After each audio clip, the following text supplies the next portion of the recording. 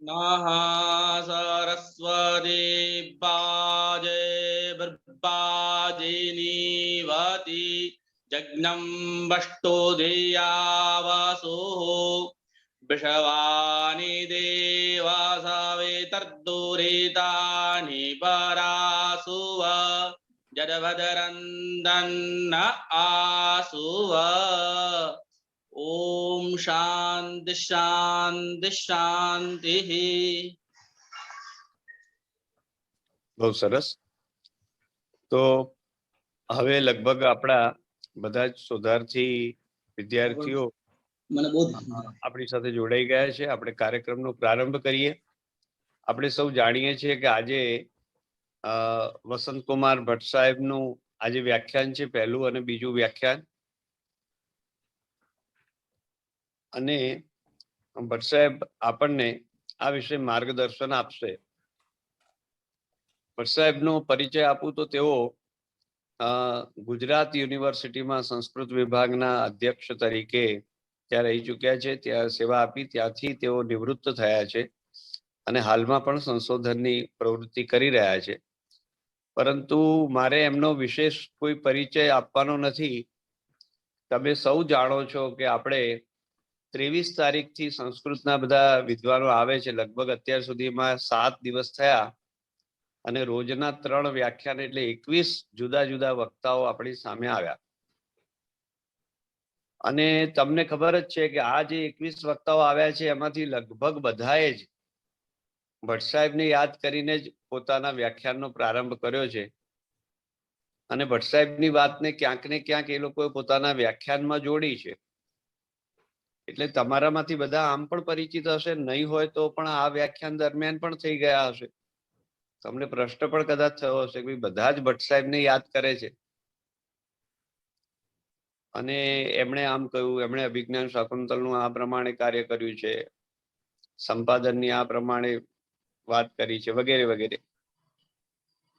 તો દરેકે એમને યાદ કર્યા છે એ એમનો પરિચય છે.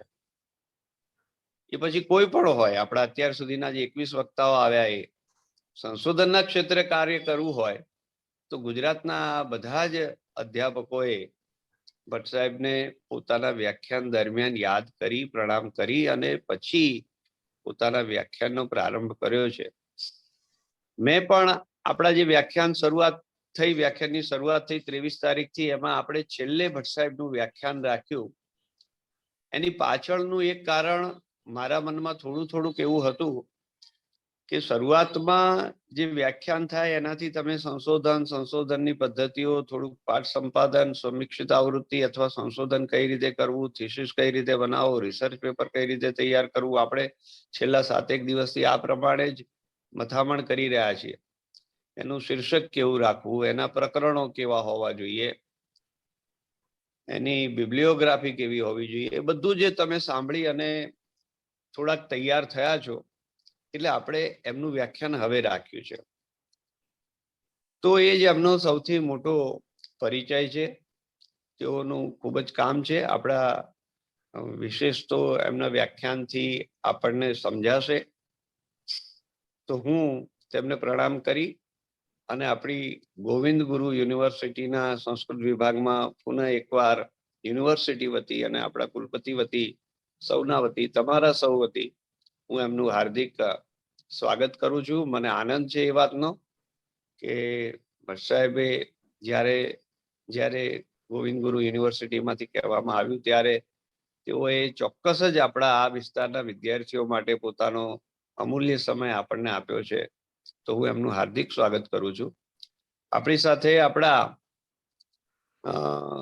દિલીપભાઈ ચૌહાણ સાહેબ પણ જોડાયા છે. મહેશભાઈ પટેલ પણ થોડી વારમાં જોડાઈ જશે. આ લોકો પણ જેવી રીતે હું કોઓર્ડિનેટર છું એ રીતે આ બંને મારા બે હાથ છે અને મને ખૂબ ઉપયોગી થાય એવા યુવાન અધ્યાપકો છે.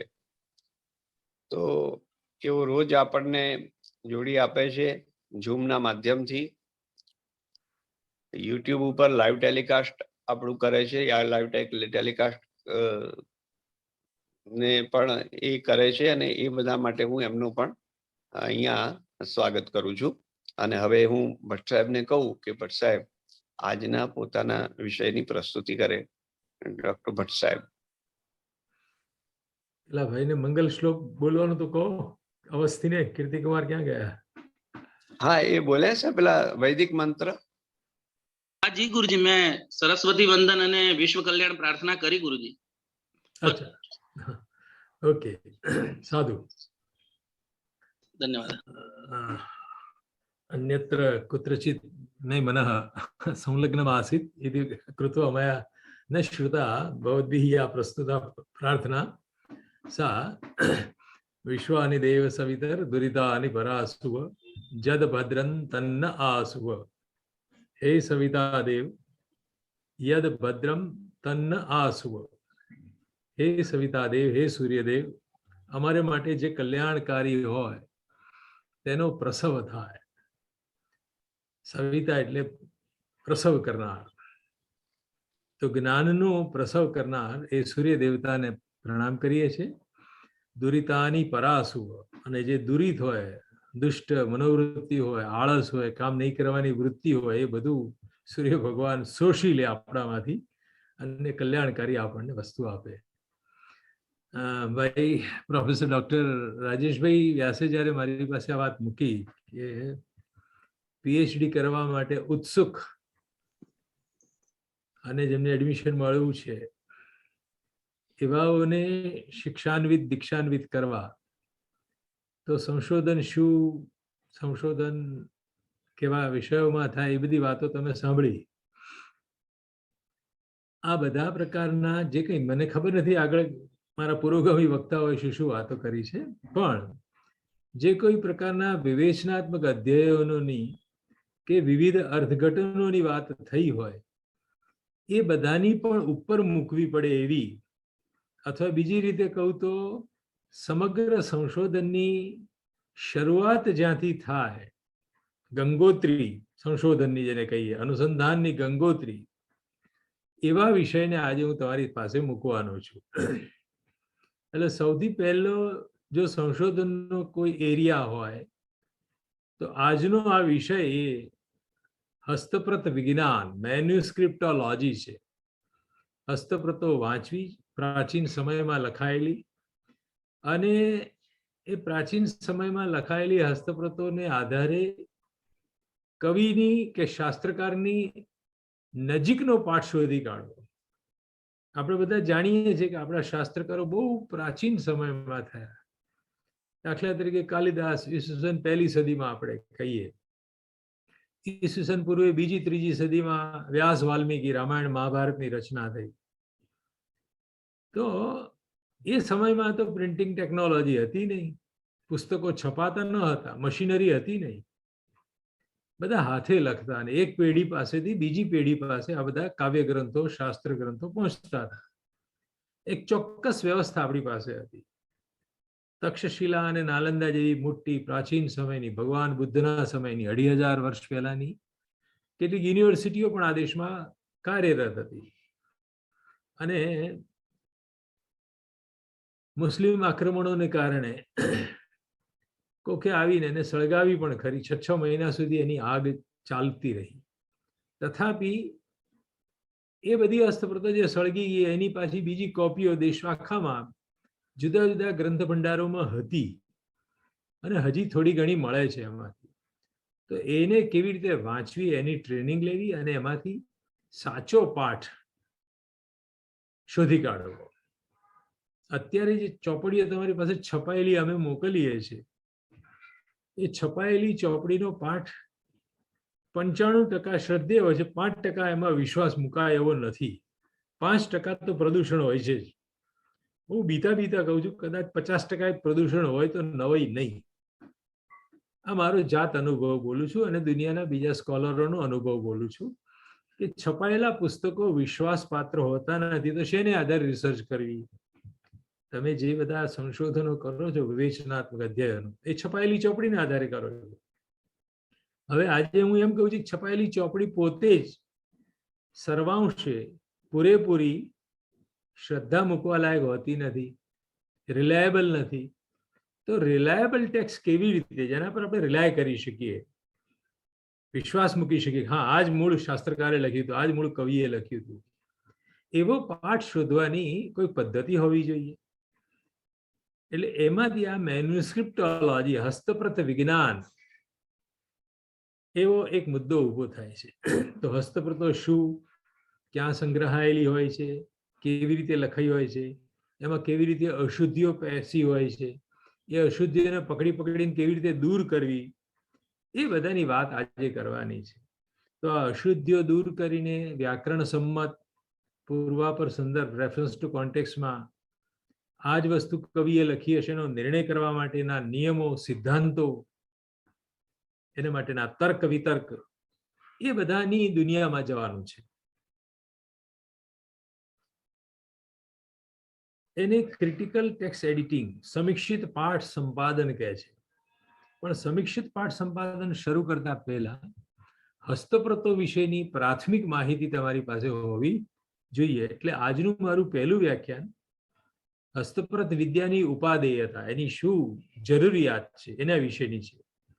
અને પછી એની મેથોડોલોજીની વાત હું મારા બીજા લેક્ચરમાં કરીશ તમારી સામે. બરાબર છે? તો હવે પીપીટીના માધ્યમથી મારી વાત શરૂ કરીશ. 1-2 મિનિટ તમે રોકાઈ જાઓ, હું જરા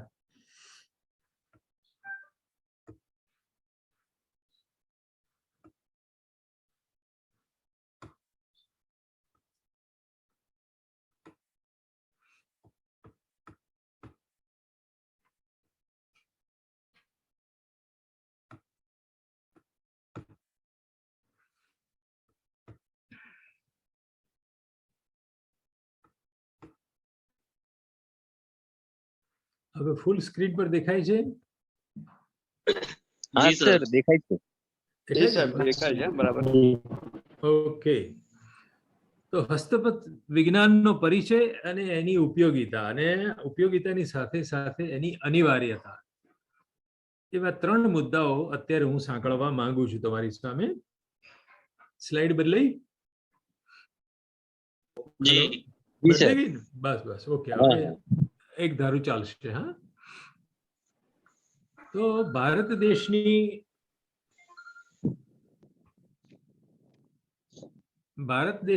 જે સંસ્કૃતિ છે એ સંસ્કૃતિને આરણ્યક સંસ્કૃતિ એવું નામ આપવામાં આવે છે. જંગલમાં ઊભી થયેલી સંસ્કૃતિ, શહેરોમાં ઊભી થયેલી સંસ્કૃતિ એ ભારતીય સંસ્કૃતિ નથી, એ અંગ્રેજોના પ્રભાવથી ઊભી થયેલી છે. આપણે તો મૂળ ઋષિ મુનિઓના સંતાનો છીએ. ઉપનિષદોમાં કહેવાય છે, શૃણવંતુ સર્વે અમૃતસ્ય પુત્રાહ, હે અમૃતના પુત્રો સાંભળો. એટલે ભારતમાં જન્મેલો જે જીવ છે એ અરણ્યમાં ઊભી થયેલી વૈદિક સંસ્કૃતિના સંતાનો છીએ. એ વારસો છે આપણી પાસે. પણ એ જંગલોમાં રહેતા ઋષિ મુનિઓએ જે વેદ ગ્રંથો અને વેદ ગ્રંથોને સમજવા માટે જે શાસ્ત્ર ગ્રંથો લખ્યા અને પછી જે કાવ્ય સાહિત્ય શરૂ થયું, એ બધું વનસ્પતિજન્ય ફલક ઉપર લખવામાં આવતું હતું, ઝાડના પાંદડા ઉપર લખવામાં આવતું હતું. અને પ્રાચીન કાળમાં પ્રિન્ટિંગ ટેકનોલોજી તો હતી નહીં, યાંત્રિક મુદ્રણ કલા હતી નહીં આપણી પાસે. એ તો 1450માં જર્મનીમાં જ્હોન ગુટનબર્ગ નામના માણસે પહેલું પ્રિન્ટિંગ પ્રેસ બનાવ્યું. 1450માં, એટલે 15મી સદીના ઉત્તરાર્ધમાં. અને ભારતમાં એ કાર્યરત થતા 1850 જેવું આવી જાય છે. 19મી સદીનો પૂરો થાય ત્યારે ભારતમાં એ યાંત્રિક મુદ્રણાલય આવે છે. એટલે સીધો આમાંથી પ્રશ્ન એ ઊભો થાય કે તો પ્રાચીન સમયમાં જંગલમાં રહેતા ઋષિ મુનિઓએ લખેલા ગ્રંથો આપણા સુધી કેવી રીતે પહોંચ્યા? તો જ્ઞાન એક પેઢી પાસેથી બીજી પેઢી પાસે મૌખિક અથવા તો લિખિત રૂપમાં પહોંચાડવામાં આવ્યું છે. There was an oral tradition as well as written tradition. ગુરુ શિષ્યને મોઢે કરાવે, પિતા પુત્રને યાદ કરાવે, એવી રીતે આ બધા વેદ મંત્રો, આ બધા શાસ્ત્ર ગ્રંથો આપણા સુધી ઉતરી આવ્યા. એ મૌખિક પરંપરામાં થાય શું કે પિતાએ તો બરાબર યાદ રાખ્યો હોય વેદ મંત્ર, પણ પોતાના પુત્રને શીખવાડે અથવા ગુરુ શિષ્યને શીખવાડે તો સ્મૃતિ દોષ થાય, યાદ રાખવામાં ક્યારેક ભૂલ થઈ જાય. તો એટલા અંશમાં એ પાઠ ખંડિત થાય અથવા બદલાઈ જાય. એવું જ લખતી વખતે માણસ માત્ર ભૂલને પાત્ર.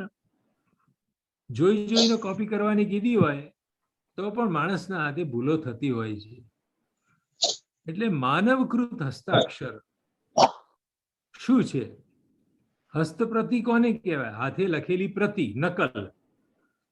પુસ્તક ઉપરથી પ્રાકૃતમાં અને પછી અપભ્રંશમાં પોથી શબ્દ આવ્યો. પોથી એ ખરેખર સંસ્કૃત શબ્દ જ છે, પુસ્તકનું જે રૂપાંતર છે.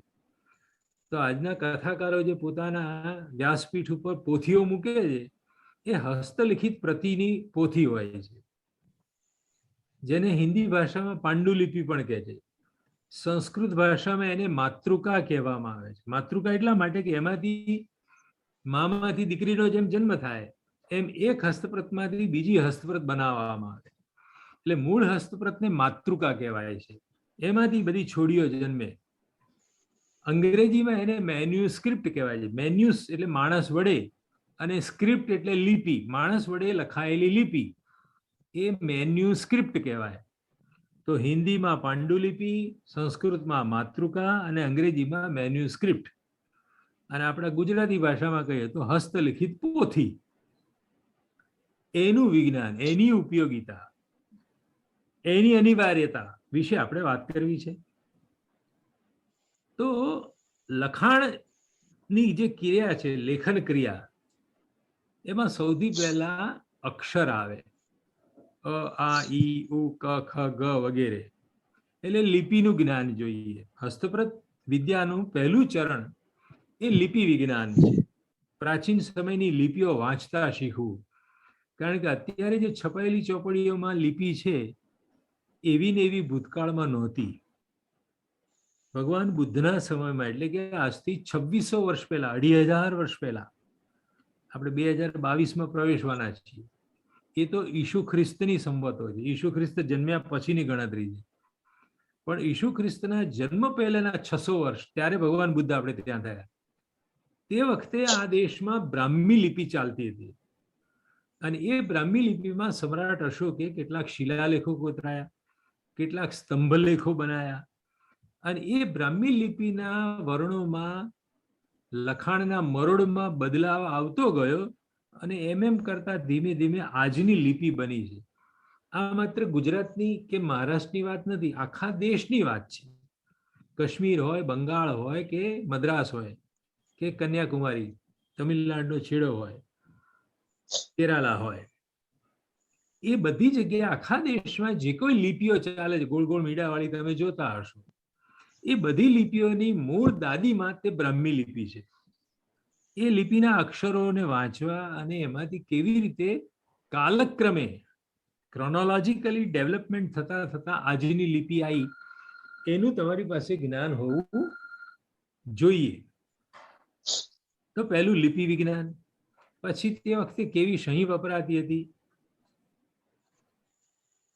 કેવી રીતે સહી બનાવવામાં આવતી હતી.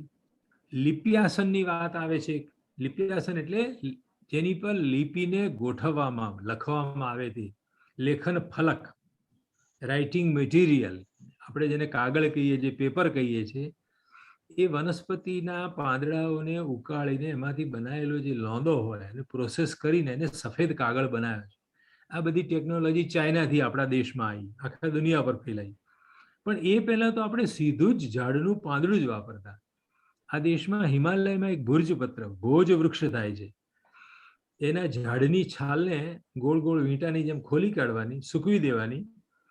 તો એ હિમાલય પર થતું ભોજ વૃક્ષ, એનામાંથી બનાવવામાં આવેલું પર્ણ એ 400 વર્ષ સુધી ટકી શકે એટલું મજબૂત હોય છે. અને દક્ષિણ ભારતમાં દરિયા કિનારે પાસે આવેલા તાડ વૃક્ષો એ ફૂટપટ્ટી જેવા લાંબા હોય છે. એ તાડ વૃક્ષનું પાન પણ 200-400 વર્ષ સુધીનું આયુષ્ય ધરાવે છે. તો ભારત દેશના માણસોએ, જેને દરિયો નજીક હતો, એમણે તાડપત્ર વાપર્યા. જેમને હિમાલય નજીક હતો, એ ઉત્તર ભારતના લોકોએ, કાશ્મીરના, બંગાળના, બિહારના, કાશીના, એ બધા વિદ્વાનોએ ભોજપત્રનો ઉપયોગ કરીને આપણા ગ્રંથોને લખ્યા. અને એકમાંથી બીજી નકલ, બીજામાંથી ત્રીજી નકલ, ત્રીજામાંથી ચોથી નકલ બનતા બનતા એ ગ્રંથો 18મી સદી સુધી પહોંચ્યા. ત્યારે અંગ્રેજોના આયા પછી પ્રિન્ટિંગ પ્રેસ આવ્યું અને ચોપડીઓ છપાવવાની ચાલુ થઈ. આ એક ઇતિહાસ ધ્યાન રાખવાનો આપણે. એ પહેલાનું બધું જે લખાણ છે એ માનવકૃત પ્રતિલિપિકરણ છે. Manually it was return. અને માણસ માત્ર ભૂલને પાત્ર એવું તો આપણે ગુજરાતમાં કહેવાય જ છે. જોઈને લખવાનું હોય, બ્લેકબોર્ડ ઉપર સાહેબે કંઈક લખ્યું હોય તો એ વિદ્યાર્થી પોતાની નોટબુકમાં ખોટી જોડણી સાથે લખતો હોય છે. આ બધાનો અનુભવ છે. એટલે કે નકલમાં પણ પ્રદૂષણ પેસે છે ને માટે આ વિદ્યાની જરૂર છે કે પાઠને સુધારવો કેવી રીતે, એની મૂળ સ્થિતિમાં કેવી રીતે લઈ જવો. આ પણ એક જાતનું સંશોધન છે. સંશોધન શબ્દના બે અર્થ છે, સમ ઉપસર્ગ અને શોધન ક્રિયા. ચોખ્ખું કરવું, શુદ્ધ કરવું, શુદ્ધિકરણનું નામ છે સંશોધન. અને પછી નવું ખોળી કાઢવાની જે વાત છે એનો બીજો અર્થ છે. સંશોધન શબ્દના ગુજરાતીમાં બે અર્થ થાય છે. પહેલો પ્રાઇમરી મિનિંગ, પ્રાથમિક એનો અર્થ થાય છે સુધારવું. તો અશુદ્ધ હોય તો શુદ્ધ કરવાની વાત આવે ને, તો હસ્તપ્રતોને પહેલા શુદ્ધિકરણ કરવું પડે, જેના વિશે આજે હું વાત કરવાનો છું. અને પછી સંશોધન એટલે એમાં જે લખ્યું હોય એનું અર્થઘટન કરવું. એ અર્થઘટનને પણ સંશોધન કહેવાય છે. તો સંશોધન શબ્દના આ બે મુખ્ય બે છેડાઓ, બે અર્થ છટાઓ. પહેલો અર્થ થાય એનો શુદ્ધિકરણ અને બીજો અર્થ થાય અર્થઘટન. તો આપણે અત્યારે શુદ્ધિકરણના સંદર્ભમાં વાત કરી રહ્યા છીએ. તો લખવાની જોડે ચાર વસ્તુ જોડાયેલી છે. એક તો લિપિનું જ્ઞાન હોવું જોઈએ, પછી શાહી કઈ વપરાય છે, કયા સદીમાં લખાતી હતી આ હસ્તપ્રતો, તે વખતે કેવી સહી હતી, પછી લખવા માટેનું મટીરિયલ કયું વપરાય છે, ભોજપત્ર પર લખ્યું છે, તાડપત્ર પર લખ્યું છે, કાગળ પર લખ્યું છે. જો કાગળ પર લખ્યું હોય તો બહુ પાછળથી લખાયેલી હસ્તપ્રત છે એવું સાબિત થઈ જાય. જો સીધા વૃક્ષોના પાંદડા ઉપર લખાયેલી કોઈ હસ્તપ્રત મળે તો એ પ્રાચીન સમયની થઈ ગઈ કહેવાય. અને લખવાની કલમ, બરું જેને કહેવામાં આવે છે. તો અત્યારની બોલપેનની પણ પહેલા તો બધા એવા મટીરિયલ હતા. બરું જો તમારા ધ્યાનમાં હોય તો હાંટેકડા જેને આપણે કહીએ છીએ, રબારી વાસમાં જે પૂળા હોય છે ને, પૂળા, એની અંદર બ્લેડથી એને તીક્ષ્ણ કરી સહીમાં બોળીને અક્ષરો લખવામાં આવતા હતા. તો લિપિ વિજ્ઞાનની સાથે આ ચાર વસ્તુ જોડાયેલી છે. લિપિ શબ્દ લિપ ધાતુ ઉપરથી બન્યો છે. પછી લિખ ધાતુ છે સંસ્કૃત ભાષામાં, લિખતી, લિખતઃ, લિખંતી. એક ગ્રથ ધાતુ છે, ગ્રથનાતિ. તો લખેલા પાંદડાને બાંધવા એને ગ્રંથ કહેવાય. ગાંઠ મારવી, બાઇન્ડિંગ કરવું, એને માટે સંસ્કૃત શબ્દ છે ગ્રથનાતિ. અને પછી એ બધું તૈયાર થાય એટલે પઠતી ક્રિયાપદ છે. આ ધાતુઓ સંસ્કૃત ભાષામાં લિંપતિ ઇવ તમો અંગાની, અથવા તો લિખતી કે ગ્રથનાતિ અને છેલ્લે પઠતી, એ ભાષામાં આવેલા ક્રિયાવાચક ધાતુઓ એવું સૂચવે છે કે આ દેશમાં બહુ જ પ્રાચીન સમયથી લખવાની વિદ્યા હતી, લખવાની કળા હતી અને વાંચવાની કળા હતી. માત્ર મૌખિક પરંપરા હતી એવું નથી. મૌખિક પરંપરાની સાથોસાથ સાયમલ્ટેનિયસ વાંચવા લખવાની પ્રવૃત્તિ પણ આ દેશમાં થતી હતી. ગ્રંથો બનતા હતા. અને એનો પુરાવો કયો? તો આપણે જે પાન નંબર શબ્દ વાપરીએ છીએ ને, પાનના મૂળમાં શું છે? તો પર્ણ છે, સંસ્કૃત શબ્દ. પર્ણ એટલે પાંદડું. જેને પ્રાકૃત ભાષા, સંસ્કૃતમાંથી ઉતરી આવેલી ભાષા તે પાલી અને પ્રાકૃત. અને પાલી ને પ્રાકૃતમાં જે ત્રીજી ભાષા આવી તે અપભ્રંશ. અને એ અપભ્રંશમાંથી પછી ચોથા નંબરે આવી એ ગુજરાતી ભાષા.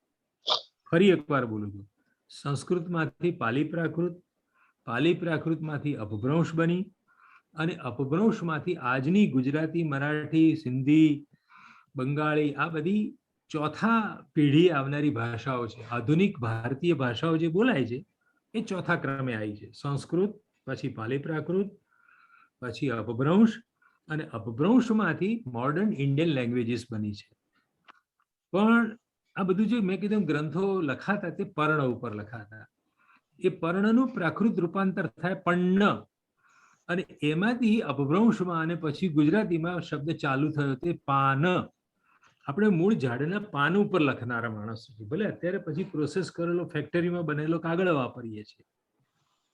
અને આપણા ચેપ્ટરોના નામ આપણે આપતા સ્કંધ, દાખલા તરીકે શ્રીમદ ભાગવત પુરાણ છે તો દ્વાદશ સ્કંદ, દશમ સ્કંદ એવા શબ્દો વાપરીએ.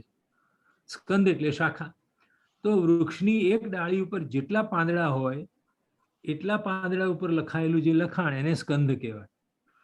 એને પછી વસ્ત્રમાં લપેટીને આપણે રાખતા એટલે એને પટલ કહેવાય. પટ એટલે વસ્ત્ર. અને આવી જ એક વનસ્પતિ વિદેશોમાં થતી હતી, એ વૃક્ષનું નામ છે પેપાયરસ. એ પેપાયરસ ઝાડની અંદર પણ છેદ મૂકી એટલે એમાંથી રસો નીકળતો હતો ગુંદર જેવો. એને ઢાળીને સૂકવીને વિદેશના લોકો પેપર બનાવતા. તો પેપાય નામના વૃક્ષમાંથી રસને કાઢીને જે બનાવવામાં આવે તે પેપર. એટલે ઇવન પરદેશમાં પણ લેખન સામગ્રી એ વનસ્પતિજન્ય હતી.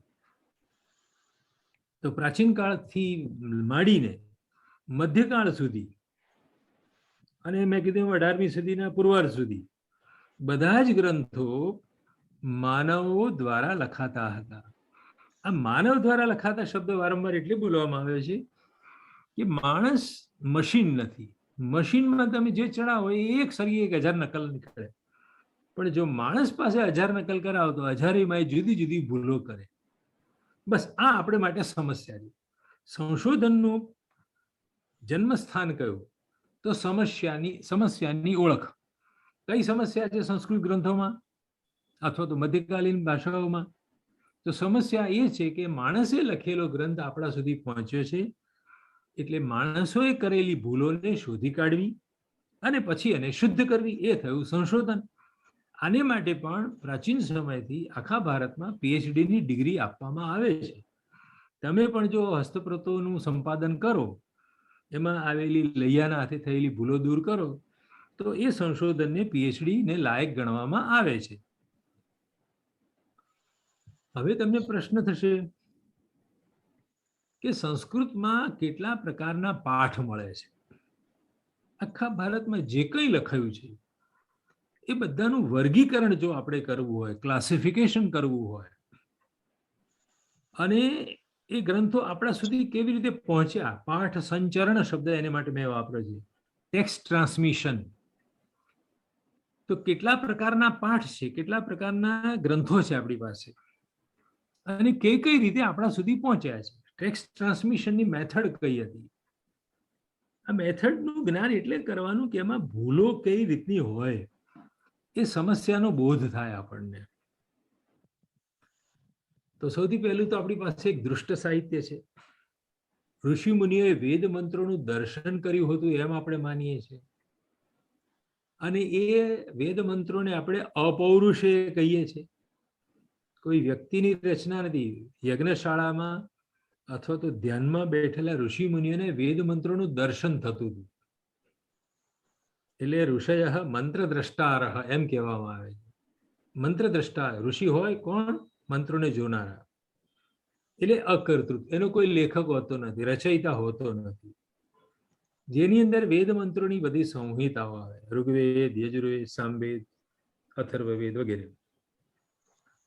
અને એ ગ્રંથોમાં આ મેન્યુસ્ક્રિપ્ટોનો મુદ્દો લગાડવાનો નથી, કેમ કે અદ્યાવધિ વેદ મંત્રો નિયંત્રિત સ્વરૂપે કંટ્રોલ કરીને બ્રાહ્મણો એને બરાબર પોતાની જીભમાં સાચવીને ગોઠવીને આજ દિન સુધી સાચવ્યા છે. આ ભારતની બહુ મોટી એક પ્રાપ્તિ છે, ઉપલબ્ધિ છે. એ સંસ્કૃતમાં એક સાહિત્ય એવું છે, વૈદિક સાહિત્ય, કે જેને આપણે ઇન્ટેક્સ સાચવ્યું છે, થોડી કે ભૂલ નથી થવા દીધી. તમે બધા ક્લાસરૂમમાં ભણતા જ હશો તમારા સાહેબો પાસે કે બ્રાહ્મણો કેવી રીતે વેદ મંત્રને યાદ રાખતા હતા. તો ગોખીને તો ખરા, પણ ગોખવાની પણ પદ્ધતિઓ હતી.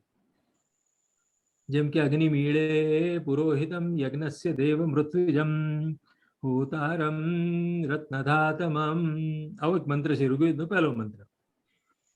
તો આ તો હું સળંગ બોલી ગયો, વાક્યની જેમ બોલી ગયો. પણ જયારે એને ગોખવાની પદ્ધતિઓ વિકસાઈ ત્યારે આવી રીતે કરતા. કેવી? અગ્નિમ ઈળે ઈળે અગ્નિમ અગ્નિમ ઈળે પુરોહિતમ પુરોહિતમ ઈળે અગ્નિમ અગ્નિમ ઈળે પુરોહિતમ યજ્ઞસ્ય પુરોહિતમ ઈળે અગ્નિમ. 1 2 2 1 1 2 3 3 2 1 1 2 3 4 4 3 2 1. એક એક શબ્દ નવો ઉમેરવાનો અને પાછું ઊંધેથી પહેલે સુધી જવાનું, પહેલેથી વળી પાછું આગળ જવાનું. એક કે એક મંત્રના શબ્દને 5-10 વખત 15 વખત બોલીને એવો યાદ કરી લેતા કે સ્મૃતિમાં કોઈ દોષ ના આવે.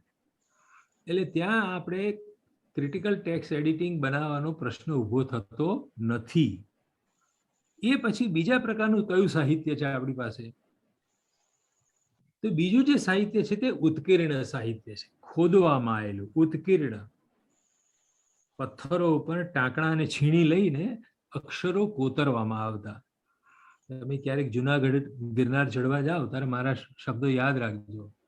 એ ગિરનાર પર્વત પાસે નજીકમાં ગિરનાર પહોંચતા પહેલા રસ્તામાં સમ્રાટ અશોકના શિલાલેખો, એક મોટો નાનો પર્વત જેવડો ભાગ છે, મોટું પથ્થરની શિલા છે ગોળાકાર, એની ઉપર સમ્રાટ અશોક એટલે ઈસવીસન પૂર્વે 250 ત્યારે એ છેક મગધ અત્યારના પટણા બિહારથી આપણા ગુજરાતના જુનાગઢમાં આવીને કશુંક લખી ગયો છે એના માણસો આવીને. એની નીચે પછી સમુદ્રગુપ્તનો લેખ છે અને એની નીચે જ એ જ પથ્થર ઉપર રુદ્રદામનનો 3 રાજાઓના લેખો છે કે આ જુનાગઢની અંદર જે નરસિંહ મહેતા જે જ્ઞાન પાણીના કુંડમાં નાહવા જતા હતા ને, એ કુંડમાં પાણી ભરાતું નહીં, કચરો લોકો નાખી જતા. તો આ રાજાઓ એને સાફ કરાવીને ચોમાસાનું પાણી ભરવા માટેની વ્યવસ્થા કરાવતા અને એનો ઇતિહાસ લખેલો છે પથ્થર ઉપર. એ દરેક બ્રાહ્મી લિપિમાં છે, પછી ગુપ્ત કાળની બ્રાહ્મી લિપિ છે અને પછી પરવર્તી કાળની દેવનાગરી છે. તો આવું સાહિત્ય આખા દેશમાં ફેલાયેલા આવા શિલાલેખો ઉપર મળે છે આપણને. ક્યારેક કોઈ રાજા કોઈ વીર પરાક્રમ કરીને આવે ક્ષત્રિય, તો એને તાંબાના પતરા ઉપર લખીને 2 ગામ ભેટ આપે, જલા 2 ગામ તારા. તો આ બધું જમીનમાં દટાઈ ગયેલું મળ્યું આપણને. એના પણ પુસ્તકો બન્યા. એ આર્કિયોલોજીનો વિષય છે, પુરાતત્વ વિદ્યા એને કહેવાય. પુરાતત્વ અથવા ઉત્ખનન શાસ્ત્ર કહેવાય. ખોદી કાઢીને તૈયાર કરવામાં આવેલું સાહિત્ય. આ સાહિત્ય વિશે એટલે ઉલ્લેખ કરું છું કે આ વિષયમાં પણ સંસ્કૃતમાં પીએચડી કરવામાં આવે છે. એના પર એમએના સ્ટડીઝ થતા હતા. હવે આ વિષય બંધ થઈ ગયો, પણ હતો કોઈક જમાનામાં વિષય. ભાષા ભવન ગુજરાત યુનિવર્સિટીમાં જ આ વિષય હતો, હું ભણતો ત્યારે. અને એને આધારે પ્રાચીનતમ ભારતનો ઇતિહાસ ઉભો થયો. સમ્રાટ અશોકની વાતો આપણે શેને આધારે કરી શકીએ છીએ? તો એના શિલાલેખોને આધારે, એના સ્તંભ લેખોને આધારે, એ જમાનાના મળી આવેલા તામ્રપત્રોને આધારે. સિક્કાઓ આની અંદર ઉમેરી શકાય. સિક્કાઓ ઉપર થોડું ઘણું લખાણ છે, ફલાણી વિક્રમ સંવતમાં ફલાણા રાજાએ આ ચલણી નાણું બહાર પાડ્યું હતું. તો આ બધું સંસ્કૃતનો જ એરિયા છે. સારું, પછી ત્રીજો મોટો એરિયા શરૂ થાય છે પ્રોક્ત સાહિત્ય. પ્રવચનથી બોલવામાં આવેલું, પ્રવચનેન ઉક્તમ ઇતિ પ્રોક્તમ. એવું સાહિત્ય કે જે કથાકારો દ્વારા દેશમાં ફેલાયું છે. ગામે ગામ જઈને ભાદરવા મહિનામાં બધા બ્રાહ્મણો મંદિરોમાં બેસીને શ્રીમદ ભાગવત પુરાણ કરે. મોરારી બાપુ હોય તો દાખલા તરીકે રામાયણનો પાઠ કરે, એ તુલસીદાસના રામચરિત માનસનો પાઠ કરે છે. આવી રીતે પેલા માણ ભટ્ટ હોય, એ બધા લોકો માણ ઉપર આખું મહાભારત સંભળાવે.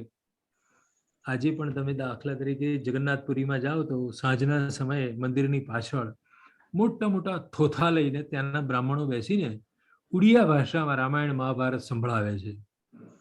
તો મંદિરોની અંદર, તીર્થધામોમાં પણ આવા બધા ગ્રંથોનું પારાયણ થતું હતું. એવી રીતે એ ગ્રંથની નકલો બનતી, મૌખિક પરંપરા. એક કથાકાર બીજા કથાકારને તૈયાર કરે, બીજો ત્રીજાને તૈયાર કરે, અને આ બધા ગ્રંથો મૌખિક રીતે જળવાઈને આપણા સુધી પહોંચ્યા. એની અંદર રામાયણનો સમાવેશ થાય, મહાભારતનો થાય, 18 પુરાણો આવે, સુભાષિત સંગ્રહ આવે, નાટ્યશાસ્ત્ર આવે એની અંદર. આ બધા ગ્રંથો કેવા છે? વિકાસશીલ. એટલે કે રોજ રોજ એમાં દરેક કથાકાર પોતાના તરફથી નવા નવા આખ્યાન ઉપાખ્યાન ઉમેરતો જાય. મૂળ વ્યાસે કે વાલ્મીકીએ જેટલું રામાયણ લખ્યું હોય એટલું ને એટલું આપણા સુધી ના પહોંચે. એમાં ઘણો બધા નવા શ્લોકો લખીને નવી નાની વાર્તાઓ લખીને ઉમેરી દેતા. હવે તમે જોઈ શકો, જેમ ગંગાજી હિમાલય પરથી નીકળે, ગંગોત્રી ઉપરથી, પણ જેવી વહેતી ઋષિકેશ થઈને હરિદ્વારમાં આવે એટલે ત્યાં કુંભના મેળામાં લોકો પોતાના શરીરનો મેલ કાઢે, ત્યાં આગળ શરીરથી નાય. એ ત્યાંથી વળી પાછી નદી આગળ કાનપુર બાજુ આવે, તો લોકો ચામડા પકવે એની અંદર મરેલા ઢોરના.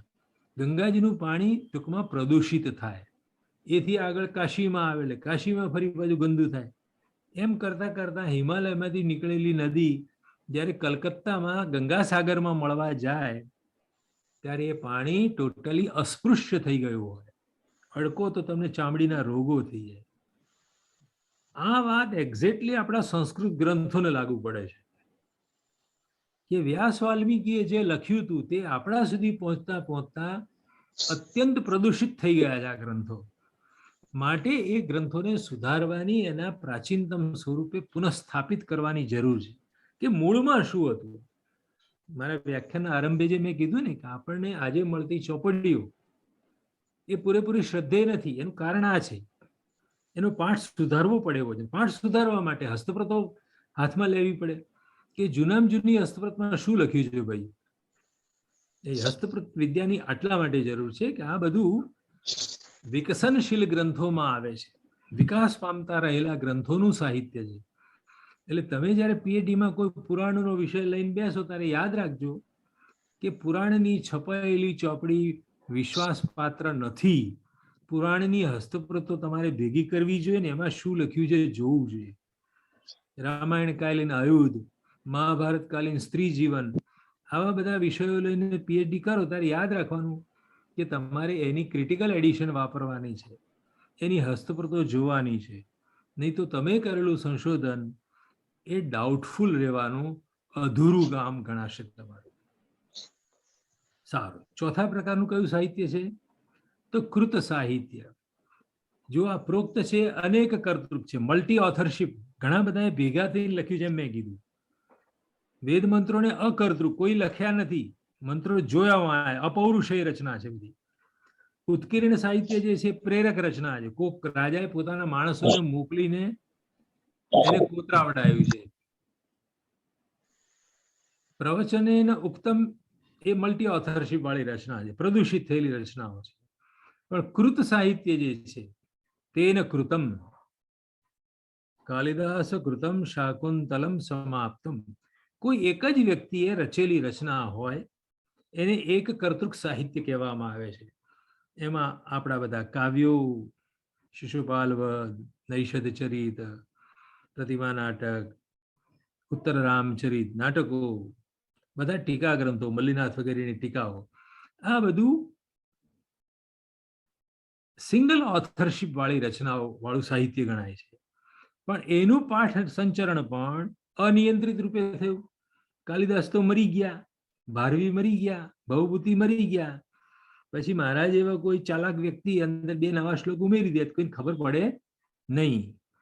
અથવા હું ચાર ભૂલો કરું મારા અજ્ઞાનને કારણે કે મારી અસાવધાનીને કારણે, તો કોઈને ખબર પડે નહીં. એટલે જ્યારે અનકન્ટ્રોલ્ડ ટેક્સ્ટ ટ્રાન્સમિશન હોય, એક પેઢી પાસેથી બીજી પેઢી પાસે જ્યારે હસ્તપ્રતમાંથી બીજી હસ્તપ્રત બનાવવામાં આવે ત્યારે લોચા વાગે અને એ ભૂલો સુધારવી પડે.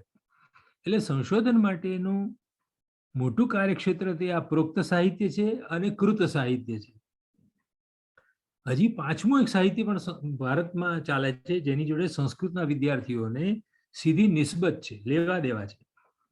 આપણે દૃષ્ટને બાજુ પર રાખી દઈએ, ઉત્કીર્ણને બાજુ પર રાખી દઈએ, પણ આ ત્રણ બીજા જે છે એ ખરા સંશોધનના મોટા એરિયા છે. શ્રુત સાહિત્ય એટલે સાંભળેલું સાહિત્ય. તો ભગવાન બુદ્ધ અને ભગવાન મહાવીરે પોતાનો ધર્મોપદેશ એ કોઈ કાગળ કલમમાં લખીને, પુસ્તકમાં લખીને આપ્યો નહોતો. એમણે પોતાના જીવનકાળમાં ગામે ગામ ફરી ફરીને ધર્મનો ઉપદેશ કર્યો. તો બુદ્ધની વાણી એને ત્રિપિટક કહેવાય છે અને મહાવીરની વાણીને જૈન આગમ ગ્રંથો કહેવાય છે. જૈન આગમ ગ્રંથો 45 છે અને બુદ્ધના વચનો 3 પેટી, ત્રિપિટક, બુદ્ધના વચનોની 3 પેટીઓ. એ બધું સાહિત્ય એમના શિષ્યોએ એમને મોઢે સાંભળ્યું. એમણે પોતાના શિષ્યોને કીધું ને 200-300 વર્ષ પછી કોકે એને લખ્યું. શરૂઆતના આરંભિક વર્ષોમાં એ બધું ઓરલ ટ્રેડિશનમાં, મૌખિક પરંપરામાં ચાલતું રહ્યું છે. સ્મૃત સાહિત્ય પણ કહી શકે. પહેલા બોલાયું, સાંભળ્યું અને પછી લોકોએ એને યાદ રાખ્યું. એટલે ઉચ્ચરિત છે પહેલા તબક્કે અને બીજે તબક્કે યાદ રાખેલું સાહિત્ય છે. તો તો શરૂઆતમાં ત્યાં નિયંત્રણ હતું, પણ પછી અનિયંત્રિત થઈ ગયું અને કાગળ ઉપર આવ્યું પછી તો લૈયાઓની ભૂલો ચાલુ થઈ. આમ બધા પ્રકારની કૃતિઓનો પાઠ એના મૂળ રૂપમાંથી નિરંતર વિચલિત થતો ગયો છે. પાઠ વિચલન થઈ જવું, વિચલન થવું એટલે પોતાના મૂળ સ્થાનેથી ખસી જવું. હિમાલય પર બરફ હોય ત્યાં સુધી પાણી શુદ્ધ હોય, પણ એ ઓગળીને જેવું નદીનું રૂપ પકડીને જેમ જેમ આગળ વધતું જાય એમ એ પાણી પ્રદૂષિત થતું જાય છે. એવી રીતે આપણા ગ્રંથો પ્રાચીન ભારતમાં પ્રાચીન સમયમાં લખાયા, પણ આપણા સુધી પહોંચતા પહોંચતા એની અંદર અનેક અશુદ્ધિઓ પેસી ગઈ છે, બદલાવ આવી ગયા છે. તો હવે આલોચના, ક્રિટિસિઝમ જેને માટે અંગ્રેજીમાં શબ્દ છે, એ કેટલા પ્રકારના થયા? તો બે પ્રકારના છે. એક છે પાઠાલોચના, અંગ્રેજીમાં જેને ટેક્સ્ચ્યુઅલ ક્રિટિસિઝમ કહેવામાં આવે છે. એમાં કરીએ છીએ શું આપણે? તો પહેલો પ્રશ્ન ઊભો કરવાનો આપણે, કવિએ કે શાસ્ત્રકારે શું આ જ લખ્યું હતું જે હસ્તપ્રતોમાં વાંચવા મળે ને, અથવા છપાયેલી ચોપડીમાં? એને વિશે પહેલી શંકા કરતો પ્રશ્ન ઊભો કરવાનો કે આ હું જે વાંચ્યું છે સાચું છે કે ખોટું છે? મૂળમાં આવું હતું, કાલિદાસે આવું લખ્યું હતું, બહુભૂતિ આવું લખ્યું હતું? શંકાથી શરૂઆત કરો કે હું જે વાંચું છું તે પૂરેપૂરું વિશ્વાસ મૂકવા યોગ્ય છે કે નહીં? મૂળ રચયિતાનો જ પાઠ છે કે કોઈ બીજાના અંદર ગાલમેલ કરી છે અંદર? આવો પ્રશ્ન ઉભો કરીને કૃતિનો જે લિખિત અંશ હોય, રિટન સ્ક્રિપ્ટ જે હોય, એની જ્યાં સુધી તમે આલોચના કરો કે આ સાચું હશે ખોટું, સાચું હશે ખોટું, એ નક્કી કરવા માટે જુદી જુદી હસ્તપ્રતો જુઓ. જુદા જુદા કાલખંડની, જુદા જુદા પ્રદેશની, બંગાળીમાં લખાયેલી, દક્ષિણ ભારતની ગ્રંથલિપિમાં લખાયેલી, મૈસૂરમાં નંદીનાગરીની લિપિ ચાલતી હતી. તો દેશ વિદેશની બધી હસ્તપ્રતો ભેગી કરીને સાચો અને જૂનામાં જૂનો પાઠ શોધી કાઢવું, એને પાઠાલોચના કહે, ટેક્સ્ચ્યુઅલ ક્રિટિસિઝમ કહે છે. એટલું કામ પૂરું કરો, ક્રિટિકલ એડિશન બહાર પાડો, પછી બીજા તબક્કાનું સંશોધન શરૂ થાય. એને સાહિત્યાલોચના કહે છે, લિટરરી ક્રિટિસિઝમ કહે છે. આ સેકન્ડ લેવલે કરવાનું કામ છે. એની અંદર તમારે ભાઈ હવે આ કવિતામાં કેટલા અલંકારો છે, એમાં વ્યંગ્યાર્થ એટલે કે ધ્વનિ કેવો છે, એમાં કયા રસનું નિરૂપણ છે, તો રસ વગેરેની, પાત્રાલેખનની, રસનિષ્પત્તિની જે ચર્ચાઓ તમે લોકો કરો છો, એવી આલોચનાને, એવી મીમાંસાને, એવી વિવેચનાને સાહિત્યાલોચના કહેવાય, લિટરરી ક્રિટિસિઝમ કહેવાય. તો આલોચના, વિવેચના, મીમાંસા આ ત્રણેય પર્યાયવાચી શબ્દો છે, હા, જેને માટે અંગ્રેજીમાં શબ્દ છે ક્રિટિસિઝમ. તો દુર્ભાગ્ય આજકાલ થઈ એવું રહ્યું છે કે ભારતમાં માત્ર ગુજરાતના દોષ જોવાની જરૂર નથી, ગુજરાત બહારના પણ આખા દેશની અંદર સંસ્કૃત ગ્રંથોમાં જે પીએચડી કરવામાં કે કરાવવામાં આવે છે, એ આ સાહિત્યાલોચના પ્રકારનું જ કામ લોકો કરાવે છે. લિટરરી ક્રિટિસિઝમ, ફલાણાનું આ કરી નાખો, એમાં રસ ને, એમાં સમાજશાસ્ત્ર ને, એમાં પર્યાવરણ શોધો ને, એમાં સ્ત્રી જીવન ને, એમાં દલિત ચેતના ને. તો આપણે બધા સાહિત્યાલોચનાના કામો કરીને પીએચડી કરાવીએ છીએ, પણ વસ્તુતઃ એ બીજા તબક્કે કરવાનું કામ છે. સૌથી પહેલા તો જે પાઠ આપણને મળે છે, છપાયેલો પાઠ, એની હસ્તપ્રતોમાં શું છે જોવા જ નીકળશો તો ખબર પડશે કે તેમાં કંઈક જુદું જ છે. છપાયેલી ચોપડી કરતા હસ્તપ્રતોની અંદર કંઈક જુદું હોય છે અને વધારે ઓથેન્ટિક, સાચું લાગે એવું હોય છે, વધારે મૂળ ગ્રંથકારની નજીકનો પાઠ હોય એવું દેખાઈ આવે છે.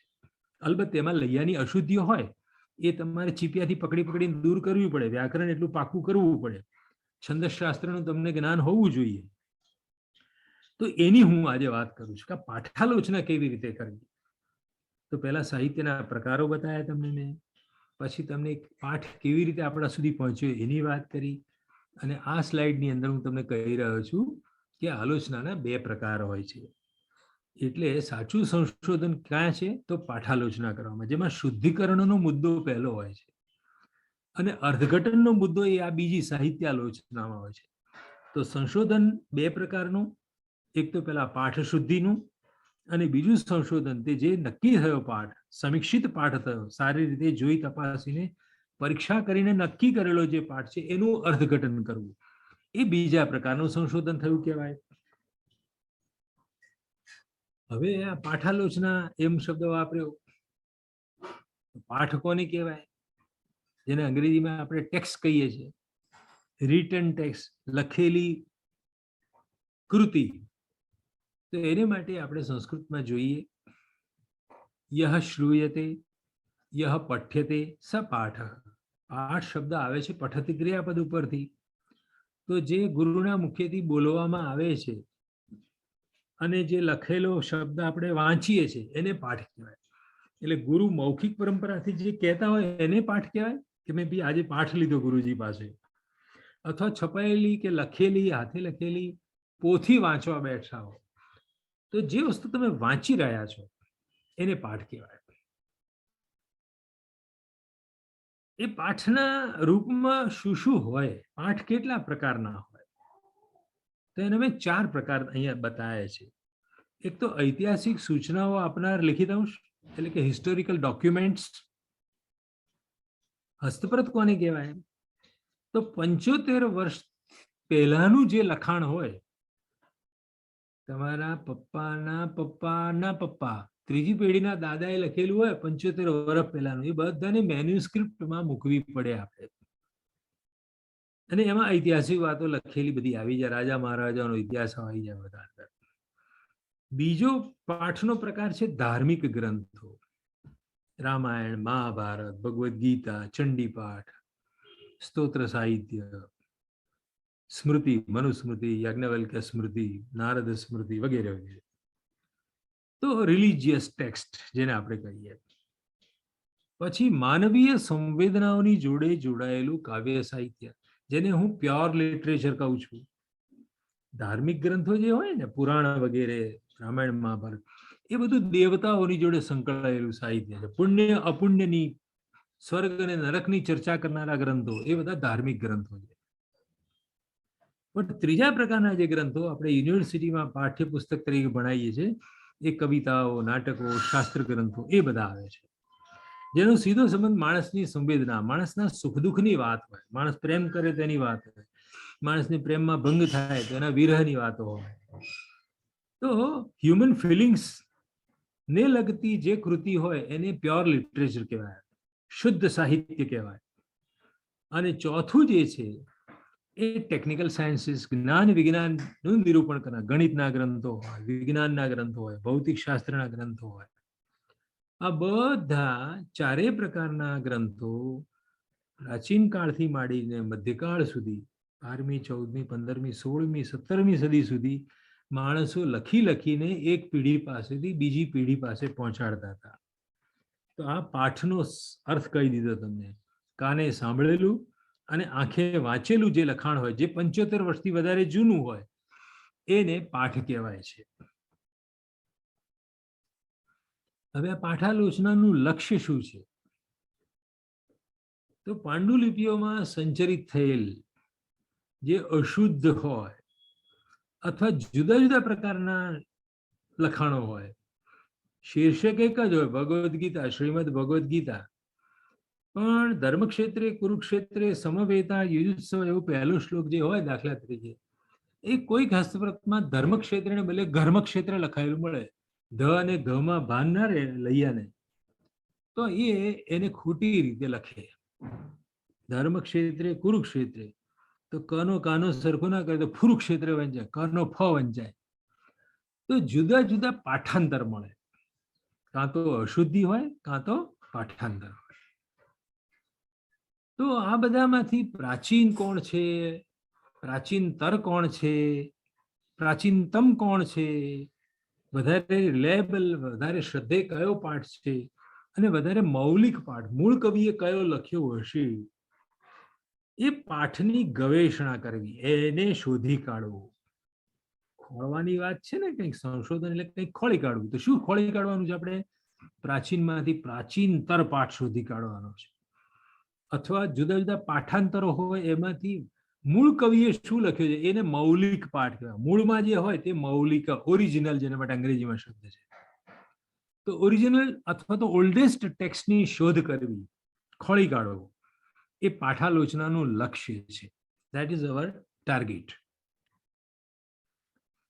તથા અશુદ્ધ પાઠને શુદ્ધ કરીને પુનઃ પ્રતિષ્ઠિત કરો, ફરી છપાવડાવો. એ પાઠાલોચનાનું બીજું લક્ષ્ય છે. એટલે કે ક્રિટિકલ એડિશન બનાવવી, શુદ્ધ પાઠને છપાવો, અશુદ્ધિઓને દૂર કરી દેવી. અને મૌલિક પાઠનો મતલબ શું? તો મેં હમણાં કીધું એમ, મૂળ ગ્રંથકારને અભિષ્ટ હોય, એને લખવા ધાર્યો હોય એવો પાઠ શોધી કાઢવો, એને મૌલિક પાઠ, એને ઓરિજિનલ ટેક્સ્ટ કહેવાય છે. તો તમારી પાસે છપાયેલી ચોપડીઓ લાઇબ્રેરીમાં જે મળે છે, બજારમાં જે મળે છે, એ 99.99 ક્રિટિકલ એડિશન હોતી નથી, અશુદ્ધિઓથી ભરેલી હોય છે. અને આજકાલના અધ્યાપકો પુસ્તક છપાવતી ધ્યાન ના રાખે તો એમના તરફથી નવી ભૂલો દાખલ થાય. એટલે છપાયેલી કોઈ પણ ચોપડી, એના પર સીધું સંશોધન કરતા પહેલું 1 મિનિટ રોકાઈ જાઓ, અને જે 2 મિનિટ પહેલા મેં કીધું તેમ, હું આ જે વાંચી રહ્યો છું તે શું મૌલિક છે એવો પ્રશ્ન કરો. આ મૌલિક નહીં હોય તો મેં કરેલું અર્થઘટન ખોટું જ પડે ને પછી તો. એટલે સંશોધન માટેનો આ પ્રાઇમરી બિંદુ આજે તમારી જોડે ચર્ચવામાં આવી રહ્યો છે. તો જુઓ, વર્તમાનમાં ઉપલબ્ધ પાઠ, દાખલા તરીકે 14મી સદીમાં લખાયેલી હસ્તપ્રત છે અને મૂળ ભવભૂતિ બેઠા છે 8મી સદીમાં, તો આપણે પાછા પગલે ચાલીને જવું પડે. તો આ તમારી પાસે જે ચિત્ર મૂક્યું છે ને ઊંધા પગલા વાળું, એને ધ્યાનથી સમજો તમે. તો વર્તમાનમાં ઉપલબ્ધ થઈ રહેલી પાંડુલિપિઓ, હસ્તલિખિત પ્રતિઓ, દાખલા તરીકે 14મી સદીનો પાઠ છે આપણી પાસે, તો પાછા પગલે જવાનું ભૂતકાળમાં, કે 14મી સદીની હસ્તપ્રતમાં આવું છે તો 10મી સદીની હસ્તપ્રતમાં શું છે ભાઈ, લાય જોવા દેજો મને. અને 10મીની અંદર જે હોય 10મી 11મી સદીમાં, એ મધ્યકાળ કહેવાય. તો મધ્યકાળમાં લખાયેલી હસ્તપ્રતોમાં કંઈક થોડુંક વધારે જુદું હોય, ત્યાંથી પણ પાછા પગલે આગળ જાઓ. તો કાળગ્રસ્ત થઈ ગયેલો, અર્થાત ક્યાંયથી ના મળતો હોય એવો, કેવળ અનુમાનથી શોધી શકાય એવો જે પાઠ હોય, મૂળ ગ્રંથકારનો પાઠ, જે કવિએ પોતાના સ્વહસ્તે લખ્યો હોય એવો પાઠ જે શોધી કાઢો, એ આ આખી પ્રક્રિયાને પાઠાલોચના કહેવાય. પાછા પગલે જવાનું. 18મી સદીની હસ્તપ્રતને આધારે 8મી સદીમાં ભવભૂતિએ કેવું ઉત્તરામચરિત લખ્યું હતું એ શોધી કાઢવું, એની આ પ્રક્રિયા છે, એ પાઠ સંપાદન કહેવાય. હવે બાજુમાં જે ડાબે હાથે અંગ્રેજીમાં લખ્યું છે બધું જોઈએ આપણે. It's a process of going back into the past. આ પાઠાલોચનની પ્રક્રિયા એક એવી છે, going back into the past, ભૂતકાળમાં પાછા પગલે જવાની આ પ્રક્રિયા છે. આ જે સંશોધન છે એમાં તમારે વર્તમાનમાંથી ખસીને પાછા પગલે ભૂતકાળમાં જવાનું છે. મૂળ કવિએ શું લખ્યું હતું એ મારે શોધવું છે. બરાબર છે? તો હસ્તપ્રતિ વિજ્ઞાન, મેન્યુસ્ક્રિપ્ટોલોજી જે છે, એની ઉપાદેયતા આ છે કે આપણે મૂળ પાઠની નજીક પહોંચવું છે. એ આપણો ઉપક્રમ છે, એ આપણું લક્ષ્ય છે. ઓકે, હવે જવા માટે આપણે કરવું શું પડે, કયા ક્રમે ચાલીશું આપણે?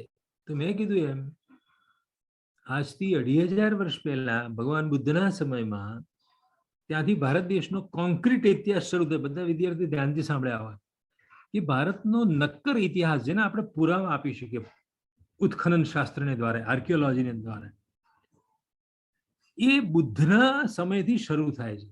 ભારતનો કોન્ક્રીટ ઇતિહાસ બુદ્ધથી શરૂ થાય. અને એ વખતના જે લખાણો છે એ બ્રાહ્મી લિપિમાં મળે છે. ઈસુસન પૂર્વે 5મી સદી અને પછી ઈસુસન પૂર્વે 3જી સદીમાં 200 વર્ષ પછી સમ્રાટ અશોક આવે, એને તો ઘણા બધા શિલાલેખો કોતરા, આખા દેશની અંદર એનું રાજ્ય હતું. છેક આપણે અફઘાનિસ્તાન, બલુચિસ્તાન, ઈરાક, ઈરાન સુધી ભારત વિસ્તરેલું હતું. સમ્રાટ અશોક એટલું બધું જીતી ગયો હતો. આ બાજુ આખું મ્યાનમાર, નીચે શ્રીલંકા, આજુબાજુ પડોશી દેશો જે અત્યારે જુદા જુદા બની ગયા છે ને, બધું જ બૃહદ ભારત હતું. અને બૃહદ ભારતમાં બ્રાહ્મી લિપિ ચાલતી હતી. આનો પુરાવો એ વાતમાં છે, આજે સિંગાપોરની કે કંબોડિયા, મલેશિયા, આ બધા દેશોમાં અત્યારે ઘણા બધા મુસલમાનો પેસી ગયા છે, પણ ત્યાં પણ જે આજે વપરાતી લિપિ છે એ બ્રાહ્મી લિપિની જ છોકરીઓ તરીકે વિકસેલી છે. બ્રાહ્મી લિપિનો લિપિ વિસ્તાર આટલો બધો છે, ભારતના અડોશ પડોશની અંદર જે કોઈ લિપિઓ છે બધી બ્રાહ્મીમાંથી બનાવવામાં આવેલી છે. સારું, તો આ બ્રાહ્મી લિપિના લખાણો મેં કીધું એમ ક્યાં મળે છે? અશોકના શિલાલેખોમાં. એક નમૂનો આપણા ગિરનારમાં પણ છે. ક્યારેક જાઓ તો જુનાગઢ જજો, એને ખોળીને સમય કાઢીને જોવા જજો. જો સંસ્કૃતના સાચા વિદ્યાર્થી હો તો અચૂક તમારે જોવા જવું જોઈએ અને એના ફોટા પાડવા જોઈએ, પછી ઉકેલવા પ્રયત્ન કરવો જોઈએ કે આ શું લખ્યું છે આ રાજાઓએ. તો ઉત્તર ભારતના પ્રદેશોમાં પછી આ લિપિ, તો કુષાણકાલિક લિપિ 3જી સદીમાં, જેને ગુપ્તકાલિક બ્રાહ્મી લિપિ કહેવામાં આવે છે. તો બ્રાહ્મી લિપિમાં એના અક્ષરોમાં, લખવાની પદ્ધતિમાં થોડા પરિવર્તનો થવા માંડ્યા. અને પછી 7મી સદીમાં કાશ્મીરમાં ચાલતી શારદા લિપિ આવી, અને બીજી બાજુ સિદ્ધ માતૃકા 6ઠી સદીમાં આવી. એમાંથી કુટિલાક્ષરો નીકળ્યા, અને એમાંથી પછી પ્રાચીન નાગર લિપિ નીકળી. એ નાગર લિપિમાંથી તમે જુઓ, નંદી નાગરી 11મી સદીમાં, કર્ણાટકની લિપિ આવી. પછી દેવનાગરી, જે હિન્દી લિપિ તરીકે તમે ઓળખો છો, એનું નામ, ખરું નામ છે દેવનાગરી. એટલે કે એવી લિપિ જે દેવો પણ વાપરે છે ને નગરમાં રહેતા લોકો પણ લખે છે, વાપરે છે, એ લિપિનું નામ દેવનાગરી કહેવાય. પછી બિહારની લિપિ એ મૈથિલી લિપિ, જ્યાં સીતા માતા જન્મ્યા હતા, એ 13મી શતાબ્દીમાં બનેલી છે. એનો મૂળ છેડો નાગર લિપિ છે. નાગરને ઉપર જાઓ તો ગુપ્તકાલિક લિપિ આવે, ગુપ્તકાલિક લિપિની પણ ઉપર જાઓ તો બ્રાહ્મી લિપિ આવે. તો ચોથા પાંચમા વંશજ તરીકેની બંગાળી લિપિ, ઉડિયા લિપિ અને ગુજરાતી લિપિ છે 15મી સદીમાં નરસિંહ મહેતાના સમયમાં વિકસી.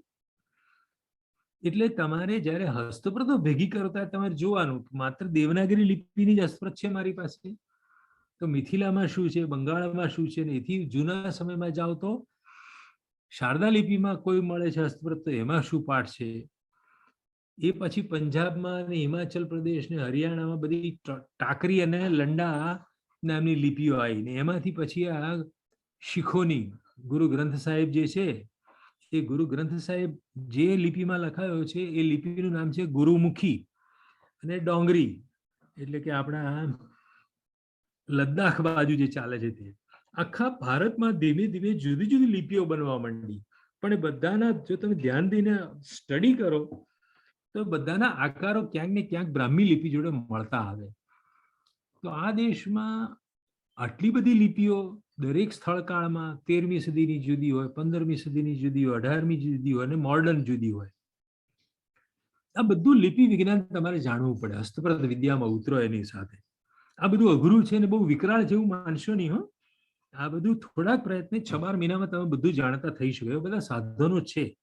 કેટલાક તમારા સાધનો તમને મેં ઉપલબ્ધ કરાયા છે, તમારા શિક્ષકો રાજેશભાઈ સાહેબ તમને આપવાના છે, કે કેવી રીતે આ બધું 12મી સદીની મારે દેવનાગરી વાંચવી હોય તો શું કરવું જોઈએ. આ બધાનું મટીરિયલ પણ તમને આપવામાં આવશે, આ જ કોર્સ વર્ક દરમિયાન આપવામાં આવશે. પણ અમારા વ્યાખ્યાનથી તમે સમજી લો કે મૂળ બ્રાહ્મી લિપિમાં તે બધું કેવી રીતે વિકસતું ગયું છે.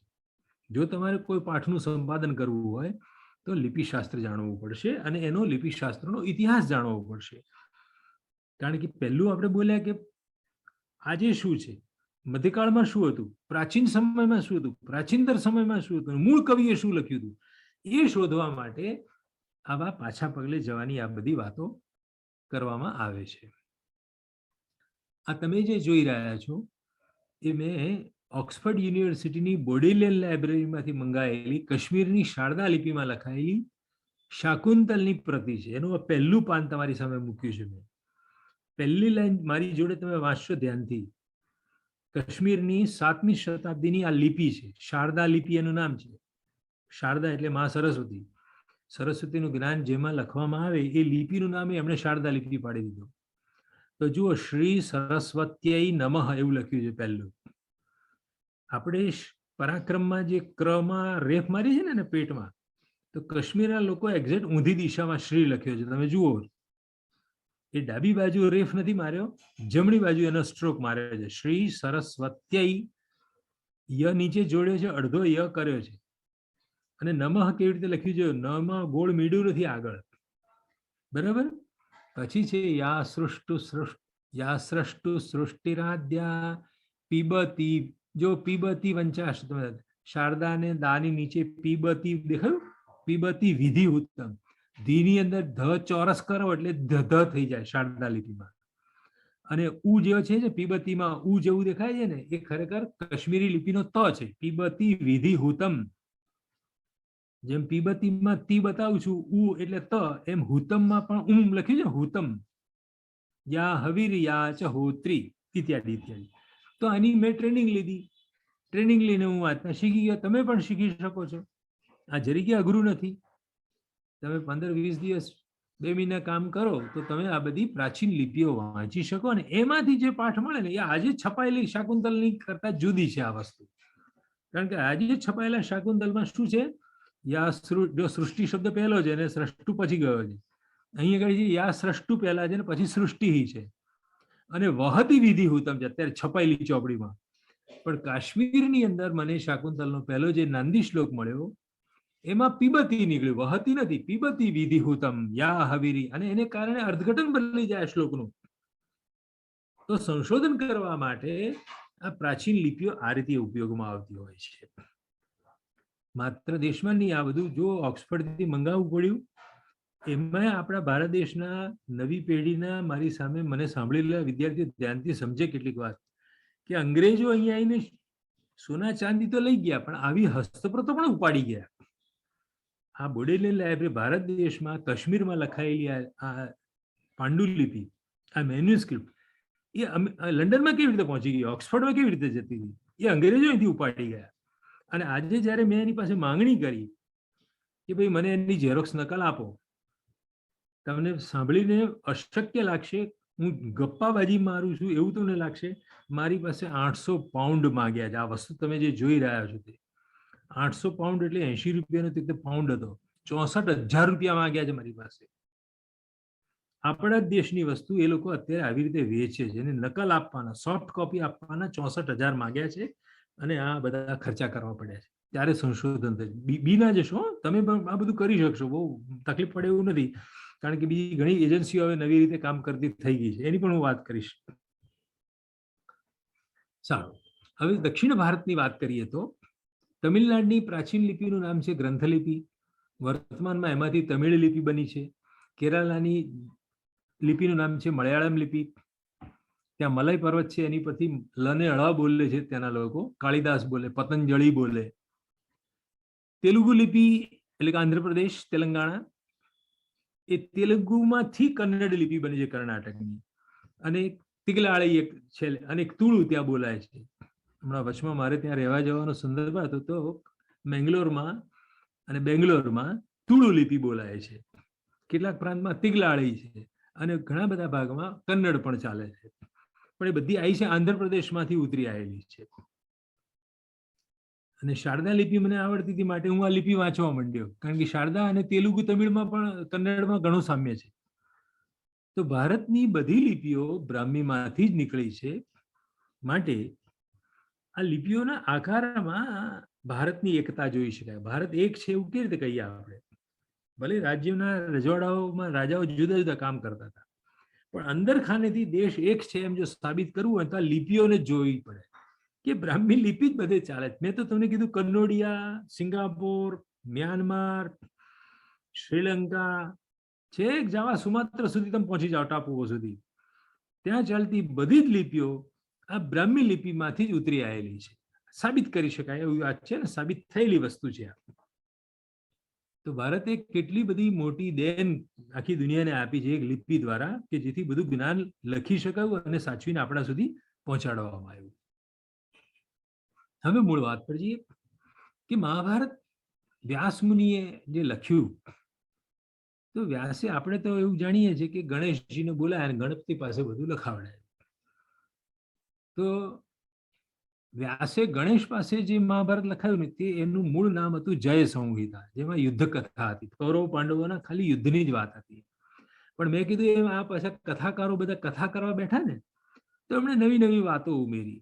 કે અર્જુન કયા વંશમાં જન્મ્યો હતો? તો ભરત વંશમાં જન્મ્યો હતો, માટે એ ભારત કહેવાય. તસ્માદ ઉત્તિષ્ઠ ભારત. અર્જુનને માટે ભગવદ્ ગીતામાં ભારત એવો શબ્દ વપરાયો છે. તો ત્યાં ભારત દેશ એવો અર્થ નથી. ભરત વંશમાં જન્મેલા હે અર્જુન, તું યુદ્ધ કરવા ઉભો થાય, એવું કીધું ત્યાં. તો વ્યાસના શિષ્ય વૈશંપાયને એમણે આ જયારે કથા કરી, કોની સામે કરી? જન્મેજય નામના રાજાને આ જયારે સંભળાયું, તો જન્મેજયનો ત્રીજી ચોથી પેઢીનો દાદો એટલે અર્જુન થાય. એટલે જન્મેજયે પૂછ્યું વૈશંપાયને, મારા બાપ દાદાએ શું કર્યું, કેવી રીતે યુદ્ધ કર્યું હતું? તો જન્મે જઈને વૈશંપાયને સંભળાયું અને એમાં ભરતવંશની નવી કથા દાખલ કરી દીધી.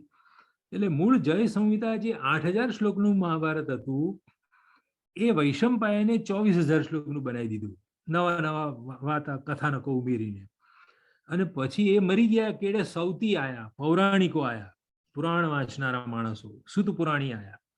એમણે શૌનક વગેરે ઋષિ મુનિઓને પાછું આ બધું સંભળાયું, કૌરવ પાંડવોની યુદ્ધ કથા સંભળાઈ. એમણે નવા આખ્યાન ઉપાખ્યાન ઉમેરી દીધા અને એને ધર્મકાવ્યનું સ્વરૂપ આપી દીધું કે ભાઈ પાપ કરવાથી નરક મળે, પુણ્ય કરવાથી સ્વર્ગ મળે, વગેરે વગેરે. તો એક જ કાવ્ય એની 3 વખત કાયા પલટ થઈ, નવા નવા અવતાર થયા અને એ 24000ની ભારત સંહિતા પાછળથી અત્યારે જે મળે છે મહાભારત એ 1,00,000 શ્લોક વાળું છે. ક્યાં મૂળમાં લખેલું 8000 શ્લોકનું અને ક્યાં મહાભારત અત્યારનું 1,00,000 શ્લોકનું. તમને થશે કે આમાં સંશોધનનો મુદ્દો ક્યાં છે? હવે બતાવો મુદ્દો. તમે લોકો આજે જે ભગવદ્ ગીતા ભણો છો ક્લાસરૂમમાં એ 700 શ્લોક વાળી છે, 18 અધ્યાય, એમાં કુલ શ્લોકોની સંખ્યા છે 700. હવે એ મહાભારતના ભીષ્મ પર્વમાં આવેલી આ 700 શ્લોક વાળી ભગવદ્ ગીતા, એને આધારે આપણા બધા અર્થઘટનોને પીએચડી આપણે કરતા હોઈએ કે the philosophy of lord Krishna as depicted in Bhagavad Gita. Bhagavad ગીતામાં નિરૂપિત કૃષ્ણની ફિલોસોફી એવો વિષય તમને આપ્યો, કૃષ્ણની ફિલોસોફી ભગવદ્ ગીતામાં જે પ્રતિબિંબિત છે તે. તો તમારે કઈ ભગવદ્ ગીતા ગણવાની સાચી? મહાભારતમાં લખેલી કે જૂની હસ્તપ્રતો ભેગી કરીને ભારત સંહિતામાં, એટલે કે 24000ના કલેવર વાળું જે હતું એમાં ભગવદ્ ગીતા નાની હોય. મહાભારતમાં 700 શ્લોક છે તો પેલામાં 300 શ્લોક વાળી મળે. અને એથી પણ જૂની જય સંહિતાને જો શોધી કાઢો તમે તો એ જય સંહિતામાં ભગવદ્ ગીતાનું કલેવર કેટલું હોય? તો નાનું હોય, હાવ નાનું હોય. કારણ કે મૂળમાં આખી જય સંહિતા 8000 શ્લોકની છે, તો ત્યાં ભગવદ્ ગીતા 15-20 શ્લોકની જ ખાલી હોય. એ 15-20 શ્લોકમાં કૃષ્ણે કેવો ઉપદેશ આપ્યો હતો અર્જુનને, એ સાચું સંશોધન. તો પ્રાચીનથી પ્રાચીનતર અને પ્રાચીનતરથી પ્રાચીનતમ પાઠ શોધવાની વાત એટલે થાય છે કે આજે લખેલું મહાભારત એ તો પ્રદૂષિત છે, અનેક નવી વ્યક્તિઓએ નવું ઘણું ઉમેરી દીધું છે. એ બધું સાફ કરતા કરતા જૂનામાં જૂનું, જૂનામાં જૂનું, જૂનામાં જૂનો મૂળ પાઠ શોધી લાવો ત્યારે ભગવદ્ ગીતા પરનું અર્થઘટન તમે કરેલું સાચું કહેવાય. આ આવી વાર્તા છે, બરાબર છે? તો લખવાની સાથે સાથે મૌખિક આખ્યાન ઉપાખ્યાન પણ અંદર ઉમેરાયા છે અને એ રીતે ટેક્સ્ટ ટ્રાન્સમિશન, પાઠ સંક્રમણ થયું છે. એક પેઢી પાસેથી બીજી પેઢી પાસે પાઠ સંક્રાંત થયું છે. તો ધીસ ઇઝ ધ સ્ટોરી કે સંસ્કૃતમાં સંશોધનને અસાધારણ અવકાશ છે. ઓલ્ડનબર્ગ નામના અંગ્રેજ વિદ્વાને એવું કીધું છે, Sanskrit is A fertile field four higher research. Sanskrit એક એવી વિદ્યા છે કે જેમાં ઉચ્ચતમ સંશોધન કરવા માટે ફળદ્રુપમાં ફળદ્રુપ જમીન ત્યાં મળે છે. તમે ખોદી ખોદીને થાકી જાઓ એટલી વસ્તુઓ તમને મળી શકે એમ છે. અને આવું બધું થાય છે. તમે કહેશો કે આટલું વિકરાળ કામ કોણ કરે? તો આપણા ગુજરાતના જ કેકા શાસ્ત્રી, જેમના નામ પર અમદાવાદમાં કોલેજ છે, કેકા શાસ્ત્રી કોલેજ, એ મહાત્માએ ભારત સંહિતા શોધી કાઢી અને છપાવડાઈ છે. અને એમણે જે જય સંહિતા પણ શોધી કાઢી અને એ છપાવડાઈ છે. ગુજરાત વિદ્યાસભા દ્વારા અમદાવાદમાંથી આ બે નીકળેલા છે. મહાભારતની ક્રિટિકલ એડિશન નીકળે છે ભાંડારકર ઓરિએન્ટલ રિસર્ચ ઇન્સ્ટિટ્યૂટ પૂનામાંથી. 1933માં એનું પ્રકાશન થયું. એ મહાભારતની ક્રિટિકલ એડિશનની બધી વાતો વાંચીને કેકા શાસ્ત્રીને, આપણા ગુજરાતના જ એક વિદ્વાનને થયું, જેઓ 104 વર્ષ જેવું જીવ્યા હતા, બહુ લાંબુ જીવ્યા હતા. એમણે એમના જીવનમાં 250 ગ્રંથ લખ્યા. એમાંના 2 ગ્રંથ આ પણ છે. ભારત સંહિતા એમણે શોધી બતાવી છે અને જય સંહિતા શોધી બતાવી છે. આ બધું છપાયેલું છે. એટલે કોઈ આ બધી મારી મોટી મોટી વાતો સાંભળીને ગભરાઈ ના જતા. તમને થાય કે આ બધું અમે કેવી રીતે કરી શકીએ? થયું છે, આપણા ગુજરાતીઓ જ કર્યું છે આ બધું કામ. હા, અને દુનિયામાં પહોંચ્યું છે આ બધું કામ. એટલે તમે પણ આવું સરસ કામ કરી શકો. નવી પેઢીના તો બહુ ઉત્સાહવાળા છોકરાઓ હોય. નવી ટેકનોલોજી છે, કોમ્પ્યુટર છે, ઓનલાઈન બધું મળે છે, ઇન્ટરનેટ છે. એટલે આ બધા સંશોધનો સાંભળ્યા હશે તો તમને એવું કંઈક કરવાનું મન ચોક્કસ થશે. તો જુઓ, અને હવે ગ્રાફિક દ્વારા હું બતાવું તમને. ગ્રાફિક દ્વારા આપણે જો જોઈએ, તમે શું જોઈ રહ્યા છો? એક ઊંધું ઝાડ દોરેલું છે આની અંદર, આ ચિત્રમાં, બરાબર?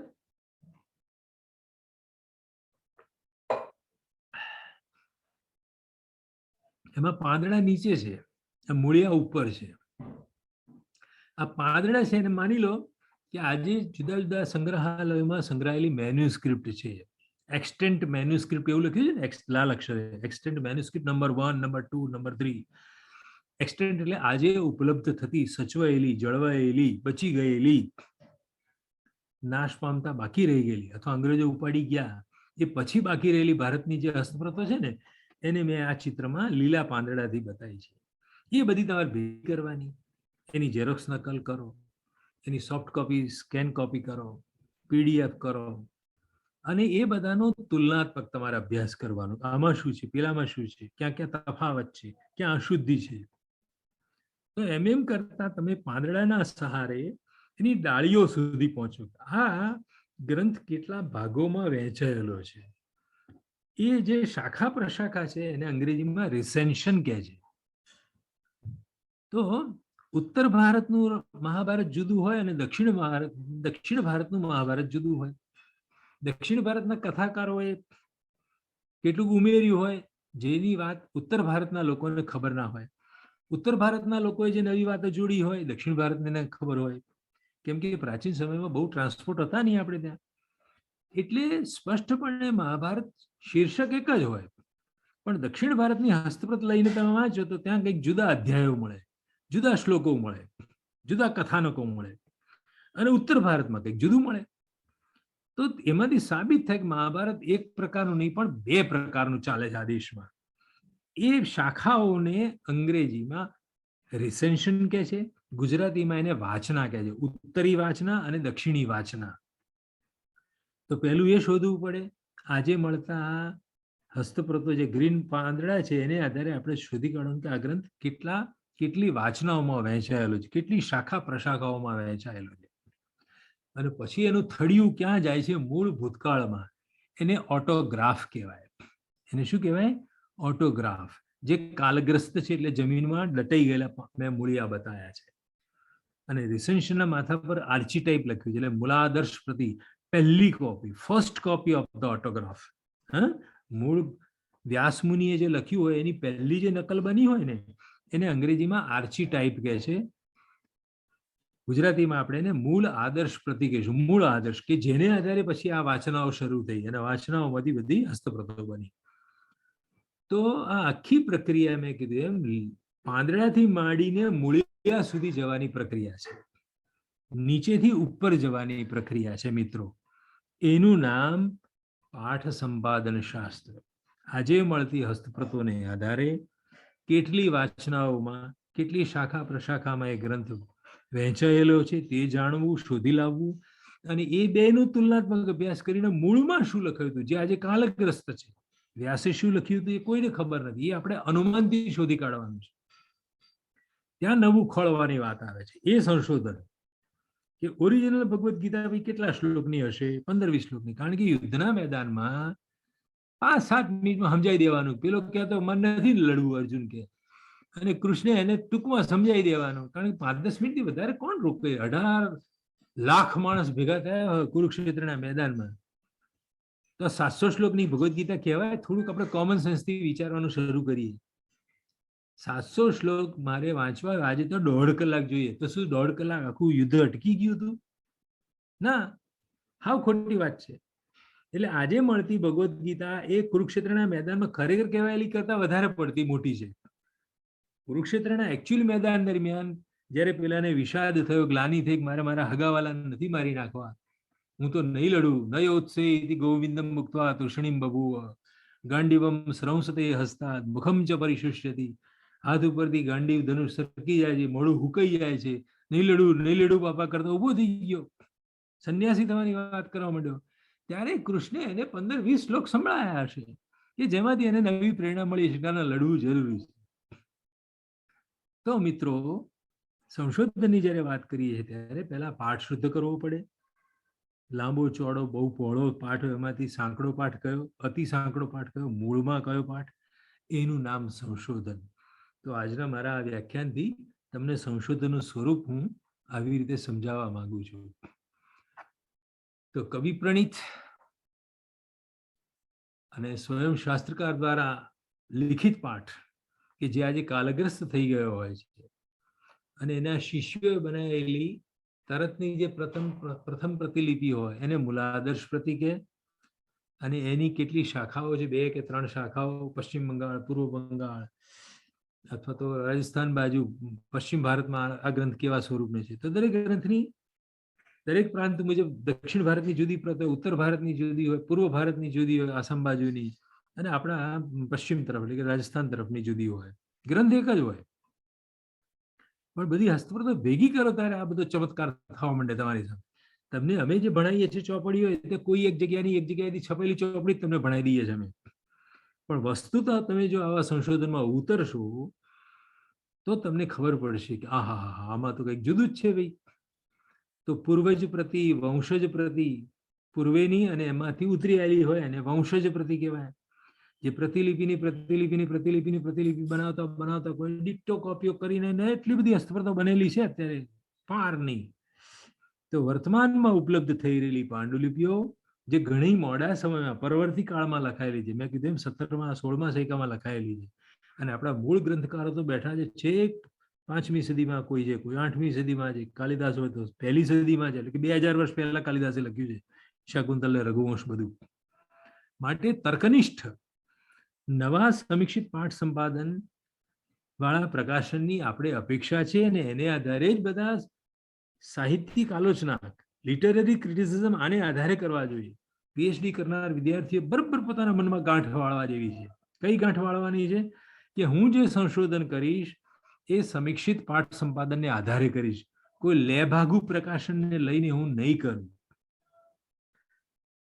Bhandarkar institute Poona, oriental institute Vadodara, આવી ઉચ્ચ કક્ષાની જે સંસ્થાઓ છે એમણે જે ગ્રંથો બહાર પાડ્યા હોય, જેમાં હસ્તપ્રતોનો ઉપયોગ થયો હોય, એને આધારે કરેલું તમારું વિવેચન એ સાચી દિશાનું વિવેચન કહેવાય, એ સાચું સંશોધન કહેવાય. એવું જો કોઈ ગ્રંથમાં ન થયું હોય તો એ તમારે કરવા માટે તૈયાર થવું જોઈએ. ઓકે? કેમ કે અનુસંધાન એટલે કે રિસર્ચ ક્યારે સંભવ છે, કેવી રીતે થાય? તો નો રિસર્ચ વિધાઉટ મેન્યુસ્ક્રિપ્ટ, સંશોધન ન થઈ શકે જો હસ્તપ્રતો ના હોય તો. નો રિસર્ચ વિધાઉટ મેન્યુસ્ક્રિપ્ટ, આ સિદ્ધાંત છે. હસ્તપ્રતો વિના સંશોધન શક્ય જ નથી. And no manuscript without proper management. જેમ છપાયેલા પુસ્તકોની તમે લાઇબ્રેરીઓ, પુસ્તકાલયો જોયા છે, એમ આ હસ્તલિખિત ગ્રંથ ભંડારોની પણ મેન્યુસ્ક્રિપ્ટોની લાઇબ્રેરી જુદી હોય છે, એના સ્થાનો જુદા હોય છે. કોઈક વખત તમારે એની મુલાકાત લેવી જોઈએ. જેમ કે અમદાવાદની અંદર એલડી ઇન્ડોલોજી છે, લાલભાઈ દલપતભાઈ પુરાતત્વ વિદ્યા મંદિર. વડોદરામાં જશો તો ત્યાં આગળ કીર્તિ સ્તંભ પાસે રાજમહેલ રોડ ઉપર ઓરિએન્ટલ ઇન્સ્ટિટ્યૂટ આવેલી છે, પ્રાચ્ય વિદ્યા મંદિર. મહારાજા સયાજીરાવે ત્યાં પણ બધી 1.5 લાખ હસ્તપ્રતો ભેગી કરાવડાવી છે. આપણે ગુજરાતમાં પણ ઘણા સંગ્રહાલયો છે. પાટણમાં દાખલા તરીકે તમે જાઓ તો ત્યાં હેમચંદ્રાચાર્ય જૈન જ્ઞાન મંદિર છે, ત્યાં જ્ઞાન મંદિરની અંદર ઘણા બધા હસ્તલિખિત ગ્રંથો જ છે. કાશીમાં જાઓ તો ત્યાં સરસ્વતી ભવન છે, સંપૂર્ણાનંદ યુનિવર્સિટીમાં. દાખલા તરીકે તાંજોર જાઓ તમિલનાડુમાં, થંજાવુરમ, ત્યાંના લોકો કહે છે થંજાવુરમ. એ થંજાવુરમમાં તુક્કોજી સરફોજી સરસ્વતી મહલ નામની લાઇબ્રેરી છે. તો રાજા મહારાજાઓ રાણીને રહેવા અને રાજાને રાજકુમારને રહેવા તો મહેલ બંધાવતા હતા, પણ જ્ઞાનને પધરાવવા માટે, હસ્તલિખિત ગ્રંથો સાચવવા માટે જે બિલ્ડિંગો બનાવતા, એનું નામ આપ્યું છે સરસ્વતી મહલ, સરસ્વતી ભવન. બરાબર? રાજસ્થાનમાં જાઓ તો ત્યાં પોથીખાના એવો શબ્દ વપરાય છે. તમે અત્યાર સુધી ગ્રંથાલય અને પુસ્તકાલય 2 જ શબ્દો સાંભળ્યા છે, ત્રીજો અંગ્રેજી લાઇબ્રેરી શબ્દ સાંભળ્યો છે. પણ સંસ્કૃતના વિદ્યાર્થી તરીકે આ બધા નવા શબ્દો પણ સાંભળો તમે, કે એને જ્ઞાન ભંડાર કહેવાય, જ્ઞાન મંદિર કહેવાય, સરસ્વતી ભવન કહેવાય, સરસ્વતી મહલ કહેવાય, પોથીખાના કહેવાય, પ્રાચ્ય વિદ્યા મંદિર કહેવાય. બરાબર? અને આ બધા સ્થળોની મુલાકાત કરી છે. રિસર્ચ ઘરમાં બેસી રહીને થશે નહીં. તો પાઠાલોચનાના 7 સોપાન છે. એક તો કલેક્શન ઓફ મેન્યુસ્ક્રિપ્ટ, સંગ્રહણમ, સંગ્રહ કરવો, હસ્તપ્રતો ભેગી કરવી, બરાબર. ઓનલાઈન પણ ઘણી બધી હસ્તપ્રતો મળે છે, એની વાત કરીશ. સંરક્ષણમ, પછી એને સાચવવી પડે. સંવાચનમ, જુદી જુદી લિપિઓ વાંચતા શીખી જઈને એનું સમ્યક વાંચન કરવું પડે. To read the manuscript in a proper way. કંઈક લખ્યું કંઈક જુદું વાંચ્યું નહીં, જે લખ્યું એ જ વાંચવાનું. એનું નામ થયું સંવાચનમ. આ શીખવાનું આપણે. પછી એને રીરાઇટ કરવાની, આખી હસ્તપ્રતને પોતાના હાથે ફરી લખવાની. સંલેખનમ, અથવા કોમ્પ્યુટરમાં એને તમે કમ્પોઝ કરો ફરી. પછી સંતુલનમ, કમ્પેરેટિવ સ્ટડી આવે, સમ્યક તુલના કરો. આ બધા રિસર્ચના સોપાનો કહી રહ્યો છું. આ તબક્કે એક પછી એક પગથિયું ચડતા જાઓ ધીમે ધીમે કરતા, તો તમે ક્યાં જશો? તો સંતુલના કરવાની, બરાબર. બેમાં કયા પાઠભેદ છે, કઈ કઈ અશુદ્ધિઓ છે, બધા દૂર કરો. એને માટે છઠ્ઠો તબક્કો આવે છે પ્રાચીનતા અને સાધુતાનો નિર્ણય. સાચું શું છે ને ઓલ્ડેસ્ટ શું છે એનો નિર્ણય કરો, બરાબર. અને પછી એવી રીતે તૈયાર કરેલો જે પાઠ હોય એનું પ્રકાશનમ, સમીક્ષિત આવૃત્તિ પછી બને. તો this is the hall process. આ ક્રમે તમારે આગળ વધવાનું છે મિત્રો. ઓકે, તો તમને સમય થવા આવ્યો છે એટલે અહીં વાત અટકાવું છું. પણ આવી રીતે હસ્તપ્રતોની વિદ્યામાં તમારે જવાનું છે. મારા હાથમાં અત્યારે એક હસ્તપ્રત છે, હું બતાવું છું તમને લોકોને. આ ઉજ્જૈનથી સિંધિયા ઓરિએન્ટલ ઇન્સ્ટિટ્યૂટમાંથી મેળવેલી હસ્તપ્રત તમે જોઈ રહ્યા છો.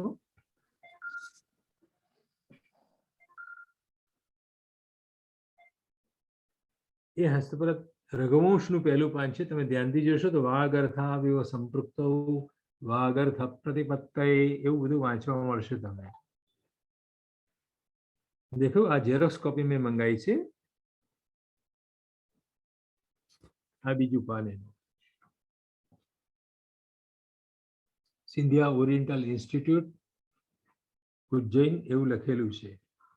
આ હસ્તલિખિત પ્રતો જૂના પાંદા થઈ ગયા હોય ને, 400-500 વર્ષ જૂની હોય એટલે આવું કાળું પડી ગયું હોય, એમાં વાંચતા શીખવાનું. આની પ્રેક્ટિસ તમને કોર્સ વર્કમાં કરાવવામાં આવશે. મેં કેટલું મટીરિયલ મોકલી દીધું છે. એ મટીરિયલને તમે પોતે વાંચજો અને એને લખવા ટ્રેનિંગ લેજો. આ કોર્સ વર્ક દરમિયાન તમારે જે ફિઝિકલ કામ કરવું જોઈએ એને માટેનું મટીરિયલ રાજેશભાઈ સાહેબને મોકલી આપ્યું છે. એ તમને હમણાં ફોરવર્ડ કરશે અને એ તમે પ્રેક્ટિસ કરજો. જો તમને રસ પડી જશે તો આ એવું અદ્ભુત કામ છે કે આખી દુનિયાનું તરત જ તમારા તરફ ધ્યાન જશે કે હા, આ હસ્તપ્રતને આધારે આ નવું સંશોધન આવ્યું. ભાઈ, આ બધું હું શા માટે ભેગું કરું છું? રઘુવંશ તો છપાયેલું જ છે, ચૌખંબા, મોતીલાલ બનારસીદાસ, સરસ્વતી પુસ્તક ભંડાર, આ બધી જગ્યાએ રઘુવંશ મળે જ છે આપણને. તથાપિ આ કેમ ભેગું કર્યું છે? તો મારે એ જોવું છે કે છપાયેલા રઘુવંશ કરતા આ હસ્તપ્રતોમાં ક્યાં જુદું છે. આ ઉજ્જૈનથી મેળવી છે મેં. અને ઉજ્જૈનમાં કાલિદાસ રહેતા હતા, તો ઉજ્જૈનમાં રહેલું રઘુવંશનો જે પાઠ હોય એ છપાયેલા રઘુવંશ કરતા જુદો નીકળવાની એક ધારણા છે. અને એને આધારે મૂળ પાઠ હું શોધી કાઢીશ. તો એમાંથી કાલિદાસની આપણે નજીક પહોંચીશું કે કાલિદાસે આવું નહીં, ભાઈ આવું લખ્યું હતું. કોઈક નવો શ્લોક મળી આવશે, નવું અર્થઘટન મળશે, નવો વ્યંગ્યાર્થ મળશે, નવી ઉપમાઓ જોવા મળશે આપણને. તો આવી બધી હસ્તપ્રતો ની એક દુનિયા છે. એ સંશોધનનો પહેલો તબક્કો. એટલે નયનાબેન ગાર્ગી, નયનાબેન વચ્ચે વાતો ના કરશું બેના, હો. તો આ રીતે સંશોધનની એક તમને થોડીક જાણકારી આપી મેં. હવે મારી વાણીને વિરામ આપું છું અને આગળનો ભાગ ભાઈ દિલીપભાઈ અને મહેશભાઈ સંભાળે, રાજેશભાઈ સંભાળે એવી વિનંતી છે. તમારા કોઈ પ્રશ્નો હોય તો અત્યારે પૂછી લો 5 મિનિટ, અને નહીં તો પછી હું મારી વાણીને વિરામ આપીશ. જી, do you have any question? હા, બોલો, પ્રશ્ન હોય બોલો રાજેશભાઈ. सरजी नमस्कार. हेलो, प्रणाम गुरुजी. हाँ बोलो. कीर्ति अवस्थी. हाँ सर, निवेदन ऐसा था कि जैसे कि मैं हिंदी में जैसे अ आ वगैरह की वर्णमालाएं होती है तो उसके लिए जैसे पुस्तक उपलब्ध होती है, गुजराती में होती है तो उसके लिए उपलब्ध होती है. तो ऐसे ही ब्राह्मी लिपि है, ये विविध लिपियों के लिए क ख ग घ जैसे ऐसी होती है तो शुरुआत वहीं से करते, तो उसके लिए भी कोई पुस्तक उपलब्ध होती होगी सर? उपलब्ध है और मैं आप सबको उपलब्ध करवाने वाला हूँ। मैंने राजेश भाई को वो मटेरियल भेज दिया है। जब आप उसकी प्रिंट निकलवाएंगे तो आपको ब्राह्मी से लेकर क्रमशः 10वीं-12वीं शताब्दी होते हुए वर्तमान में कैसे वो परिवर्तन हो गया है, उसका पूरा चार्ट मैंने 10 पन्ने भेजे हैं। तो आप जो जिज्ञासा व्यक्त करते हैं उसके लिए मटेरियल मैंने पहले से उपलब्ध करवा दिया है। ठीक है? જો जी जी સૌ आभार। સૌ શોધાર્થી વિદ્યાર્થી મિત્રો, આપણે મેં આપણા વોટ્સએપ ગ્રુપમાં સાહેબે મને જે મોકલાવ્યું છે એની એક પીએફ મેં આપણા વોટ્સએપ ગ્રુપમાં મૂકી છે.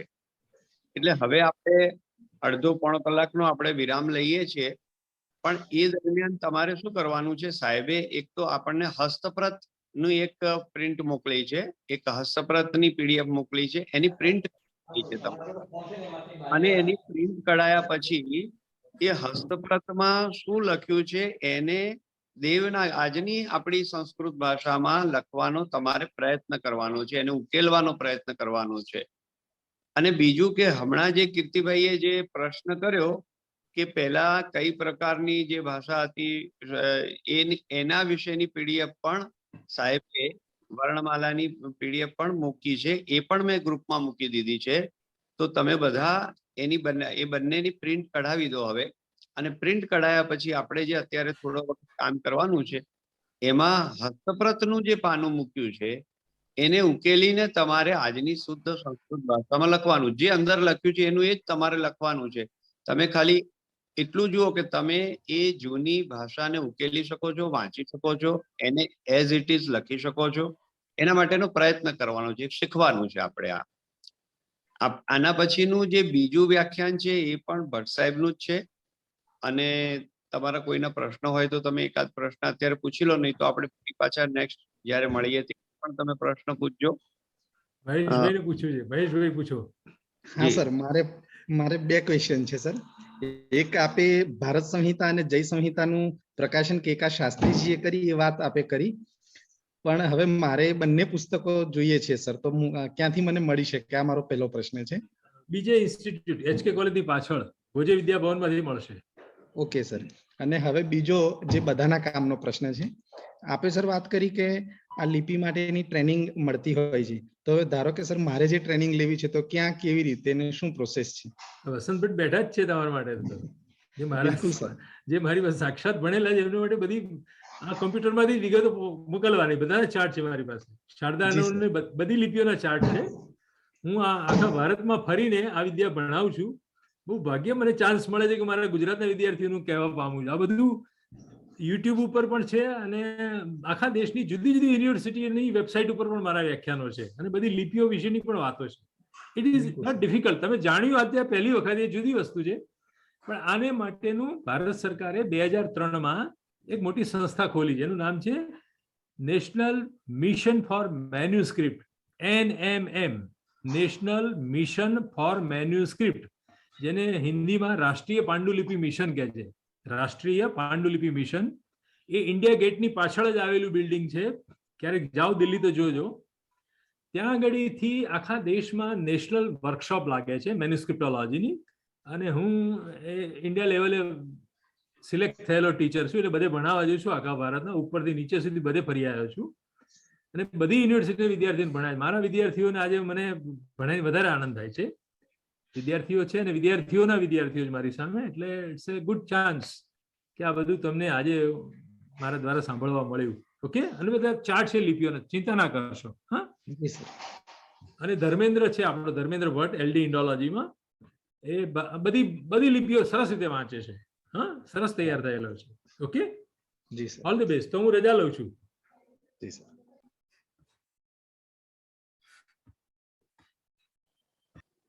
સૌ આપણે ફરી પાછા 12 વાગે આપણે ફરી મળીશું. ત્યાં સુધી તમારે ઓનલાઈન લેવું હોય તો પણ ભટ્ટ સાહેબે જે મૂકી છે, 2 PDF મૂકી છે, એની પ્રિન્ટ તમે કઢાવી દો. અને જો પ્રિન્ટ કઢાવવાનું દૂર હોય, ન કઢાવી શકતા હો તો મોબાઈલમાં જે છે એમાંથી જોઈને ઉકેલવાનો પ્રયત્ન કરો, પણ પ્રિન્ટ કઢાવશો તો વધારે સારું રહેશે. તમે જ્યારે છેલ્લા 4 દિવસ અહીંયા આવશો, 1, 2, 3 અને 4 તારીખે, એ દરમિયાન તમારે આ બધું કામ કરવાનું છે. એ દરમિયાન હું પણ તમને થોડીક મેન્યુસ્ક્રિપ્ટ આપીશ અહીંથી, એની ઝેરોક્સ આપીશ. તો આપણે ખાલી એ જ કામ કરવાનું છે કે મેન્યુસ્ક્રિપ્ટમાં હસ્તપ્રતમાં જે લખ્યું છે એની એ વસ્તુ આપણે આજની આપણી જે સંસ્કૃત ભાષામાં તમારે કાગળ ઉપર લખવાની છે. તો તમને ખબર પડશે કે આજથી 700 800 કે 1000 વર્ષ પહેલા જે લખાતું હતું એ લિપિ કઈ પ્રકારની હતી, કેવા વળાંક હતા અક્ષરોના,